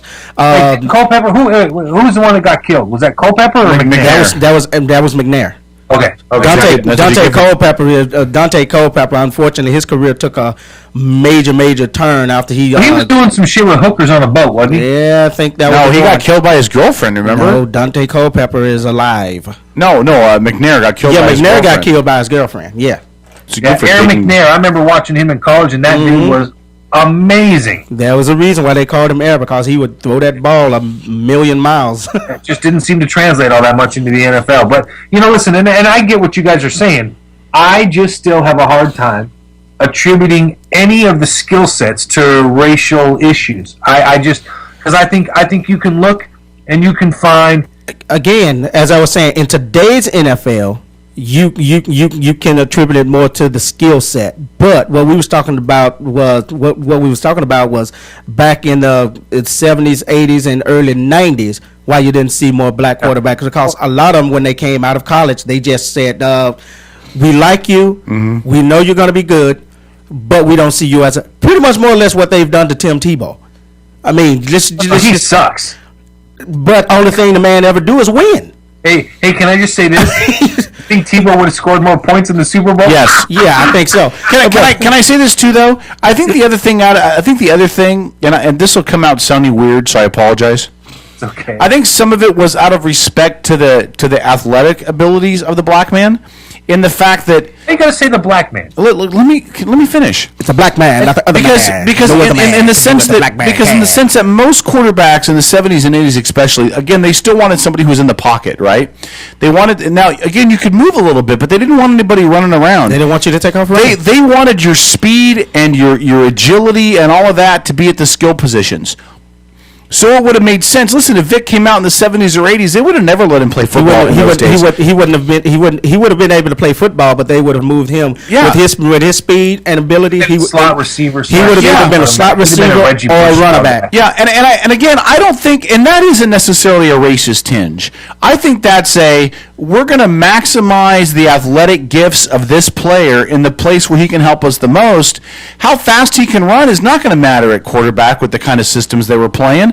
What's going to matter the most is where can we get him the ball in open space so he can use that speed to beat the other team. And I think that probably had a lot to do with it too. Now, again, I would not say this ever as a racially tinged comment, but I want you to think about this really hard. This is just something to make everybody listen and think. When was the last time that you saw a Samoan running back lead his team to the NFL championship? I actually can't name a Samoan running back. All the Samoans I know of that have been defensive and offensive linemen. Defensive and offensive linemen. They so big, you put them on the line, man. That's my point. When they go to Hawaii and they go to the islands and they go looking for NFL football players or college football players, they're looking them to play offensive and defensive line and linebacker, aren't they? Yeah, they don't go looking for them to play quarterback. When was the last Samoan quarterback? I'm just saying. So when people wasn't there a Samoan quarterback with the Huskies way back? Yeah. What's his name? He's actually one of the coaches now with the Oakland Raiders. God, you're talking about Tuiasosopo. Yeah, that's it, Tuiasosopo. Yeah, exactly. And guess what? Didn't see a day as a starter in the NFL, but did get drafted as an NFL quarterback. The point is, I think that comparison, that racial comparison, can be made to any race. Really, right. Again, in today's NFL, I would say you're absolutely right. If the skill set isn't there, only thing I'm talking about is back again. We're talking about a couple of 2-3 decades where, I mean, it was absolutely. Maybe it was still the skill set. Maybe it was an issue. Listen, you don't see a lot of African Americans playing soccer right now. But I think in the next 20 years, you will. Well, maybe not a lot of African Americans, but you definitely got some blacks playing soccer.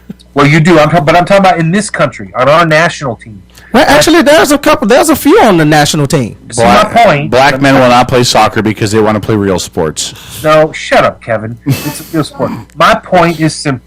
My point is that as their society catches up with their ability and that meshes with their skill set, you will see them come equally into the fold. Does that make sense? It does. Okay. All right, really quickly, let's go over the results of the football pool, shall we? Breaking news. I gotta know how well breaking news. This was a nail biter, and I know Jeremy. Trojo did not win. If you hadn't been high on cocaine and picked Denver to win the Super Bowl, it would have been closer yet. Truth of the matter is, I honestly thought with the way the two teams were playing, I thought Denver would at least be able to compete. Well, Jeremy, you are just like 95% of the rest of this country, so you are not outside the road. I mean, literally, if anybody, there's not a Seattle Seahawk fan sit here and tell me right now that they absolutely thought that the Broncos were going to get blew out the way they got blown out, I'll tell you right now. Hold on. It's okay to be a fan, but don't lie to yourself. Hold on. Go check. Jeremy, you're right, because I did not think so. I was very stressed over that game, and my entire thought process was can Seattle's defense keep Denver to enough points to allow Seattle's offense to win? That was my thought process all along. So hold on. So go to my Facebook page and go look a couple days before the game. I think Thursday or Friday before the game. I posted on my page. I predicted Seahawks 31-14. Yeah, well, it wasn't 31-14. I'm just telling you. So don't anybody say they didn't expect a blowout, because I was picked in a 17-point win for the Seahawks. Now they ended up winning by a lot more than that, but I put on my page 31-14. Well, you were just as wrong as the rest of us, so stop bragging about it. I was right about a blowout. No, you weren't. By the way, you know where I came up with that number from? The last 5 times the number one offense has played the number one defense in the Super Bowl, that's been the average score, with the defense winning, the number one defensive team winning 31-14. That's where I got the number from. So there you go. All right, so here's your results. So when we came in, here's where it stood. Literally 4 points separated me, Paul, and Tro. How many points? 4 points. 4 points. 4 points. Okay. Separated me, Paul, and Tro. Paul had 181. I had 179. Tro had 177. The closest we've ever been coming into that. I would nail that for days. It's actually pretty cool, wasn't it? It was very cool. Been so close. So, first was picking the game. We, including Des. She didn't pick all year though, so it's hard to factor out how she would have done. So picking the game. All of us picked Seattle except for Tro, who picked Denver. That automatically eliminated him from the chance to come back. Okay? So Tro's out. So, on the over-under, we all picked under, except for Des, who picked over. So that was a wash. On MVP, none of us were smart enough to frickin' pick the linebacker. Who would have thought it, man? Nobody picked Malcolm Smith. So the question came down to the last one for 5 points. Would Richard Sherman have an interception? 2 of us said no. 2 of us said yes. The determining factor would be who said no, because Sherman did not have a pick. The winner of the 2013 football pool is K-Dog. Because I picked that Sherman would not have an interception. The 5 points passes me by Paul by 3, and I beat Paul by 3 points. And there you go, Paul. And there you go. You are almost there. And I'm a repeat champion, by the way. 2 years in a row I've won this thing. But Paul gave me a run. And the baby is not happy. Pissed off. What's that? Hey, Pissed off. I guess so. Hey, he had money on Vegas on Stop it. abusing your kid now. Stop abusing your child. I am Jeez. sure I did not pick Richard Sherman to get a pick. In fact, I specifically recall that I didn't think Peyton Manning would throw at Richard Sherman. You had yes. You and Des both picked yes. Me and Tro both picked no. This is true. We can go back and check the tape. Yeah, I think we need to go back and check the tape. All right. Well, why don't you go back and check the tape? Are you working tomorrow? I'm going to go back and check that tape because I remember discussing very vehemently that I didn't think Richard Sherman was going to get tested. But then I believe that you said that you thought that the ball would get knocked up and then Sherman would pick it. No, I never said that. And you picked to be opposite of me is what you picked. No. Okay, we'll go back and listen to the tape. No, because for me, my thing is I knew I was if I picked the same picks as you, I was winning no matter what. Okay. All right, well, we'll go back and listen to the tape. Are you working tomorrow? I got some legal stuff going on tomorrow, but I'm not working, no. So I'll go back and check the tapes tomorrow. Dang it. All right, it's in the third hour of the show 2 weeks ago. I don't accept that loss. I don't accept it. I feel like Just take it. Peyton Manning. Is it an embarrassment, Paul? Is it an embarrassment? Just take it. Guys, yeah, did you guys see the clip that somebody posted? Remember when Peyton Manning hosted Saturday Night Live? Oh, yeah. Playing basketball. Did you guys see that post? Kevin, can you find that post? I Which posted post? on my Facebook page. Of which post? Facebook page. Find it. Send it over to Caleb. There is exclusive footage, halftime footage from the Denver Broncos locker room during the Super Bowl that I had forwarded to me by my secret agents that are on my payroll within the NFL. And they took that footage and forwarded it to us at the Outlaw Radio Network so that we could get it out to the world, so that people could see exactly what Peyton Manning was thinking, what his mindset was, how he felt about the Super Bowl at halftime. People thought it was very important to get it out there, Kevin. All right, hold on. I'm going to share this to... Are you able to find it? Yeah, I just found it Very all. short to clip Caleb. for those that don't know. But listen, this is very serious, and I think it goes in deep into the thought processes of such a mastermind, great quarterback as Peyton Manning is. It allows people to look at what he has to say and go, geez, that's my Peyton Manning. That's my quarterback of the Denver Broncos. That's the guy I thought was going to destroy the Seattle Seahawks. All right. Well, I thought was going to get them into a shootout. I sent it to Strip. We'll play it right at the top of the last call. We'll give him time to get it ready. Make my laptop hot really quick. I want to play one clip really quick before we go to the top of the hour news. This is all over Facebook tonight. It's supposed to be really funny. I have no idea what it is. So if it sucks, I apologize. This is from Q13 Fox about a 911 call. So we're going to play this really quick. We'll go to the top of the hour news, and when we come back. No, we don't do top of the hour news. It's the last call. When we come back, we'll play the clip of Peyton Manning to give Strip time to get it together. This is the clip. I don't know what it is. Everybody says it's funny. Let's see what it is here on Outlaw Radio Network. A councilman from Dearborn, Michigan is outraged over a 911 call. He wants to know why no charges have been filed against a police officer who admits to confiscating marijuana from suspects and then baking it in brownies. And once he and his wife were full and high, they thought they'd overdosed and called 911. Oh, yeah. I think I'm having an overdose of as well as my wife. Overdose of what? Marijuana. I don't know if they had something in it. Can you please send rescue? Did you guys have fever or anything? No, I think we're dying. Okay, how much did you guys have? I don't know. We made brownies, and I think we're dead. Time is going by really, really, really, really slow.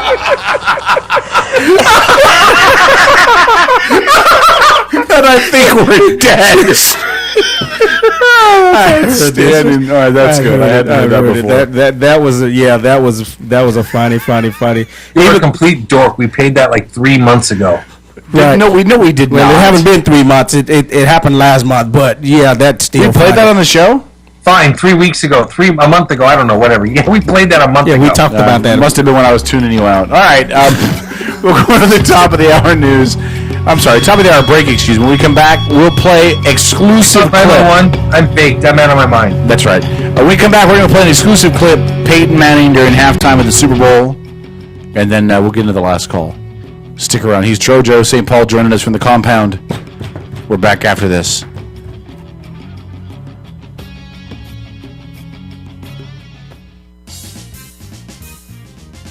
The Outlaw Radio Network.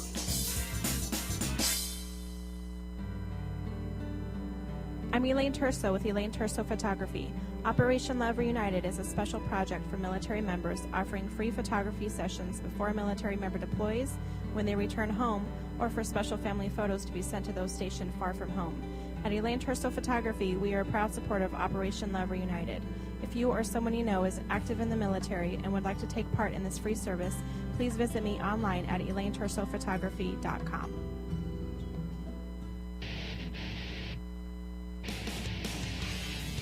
Hey, sports fans, have you ever wished there was a live and local all-sports broadcasting network, but wish no more?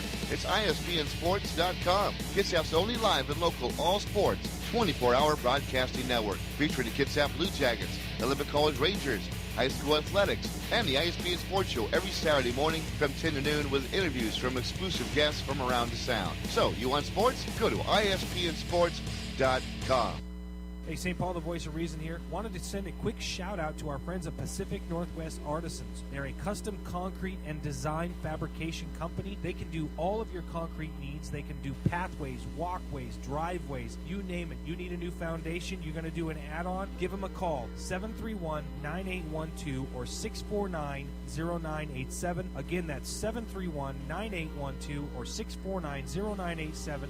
Pacific Northwest Artisans, all of your concrete needs.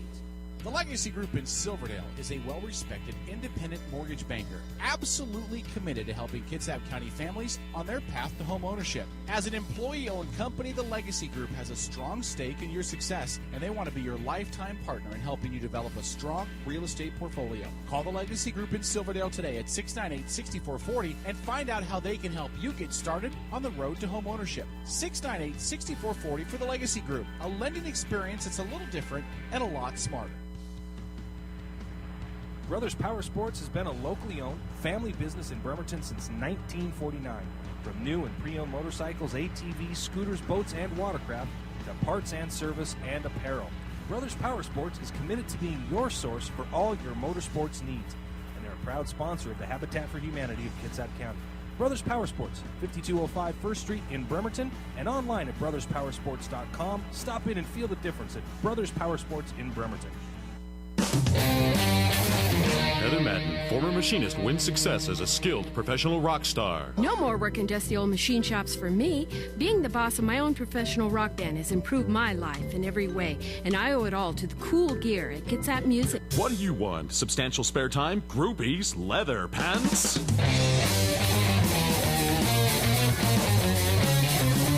Use only certified cool products from Kitsap Music. How do I get a hold of you? You just contact the mayor's office. He has a special signal that shines in the sky. It's in the shape of a giant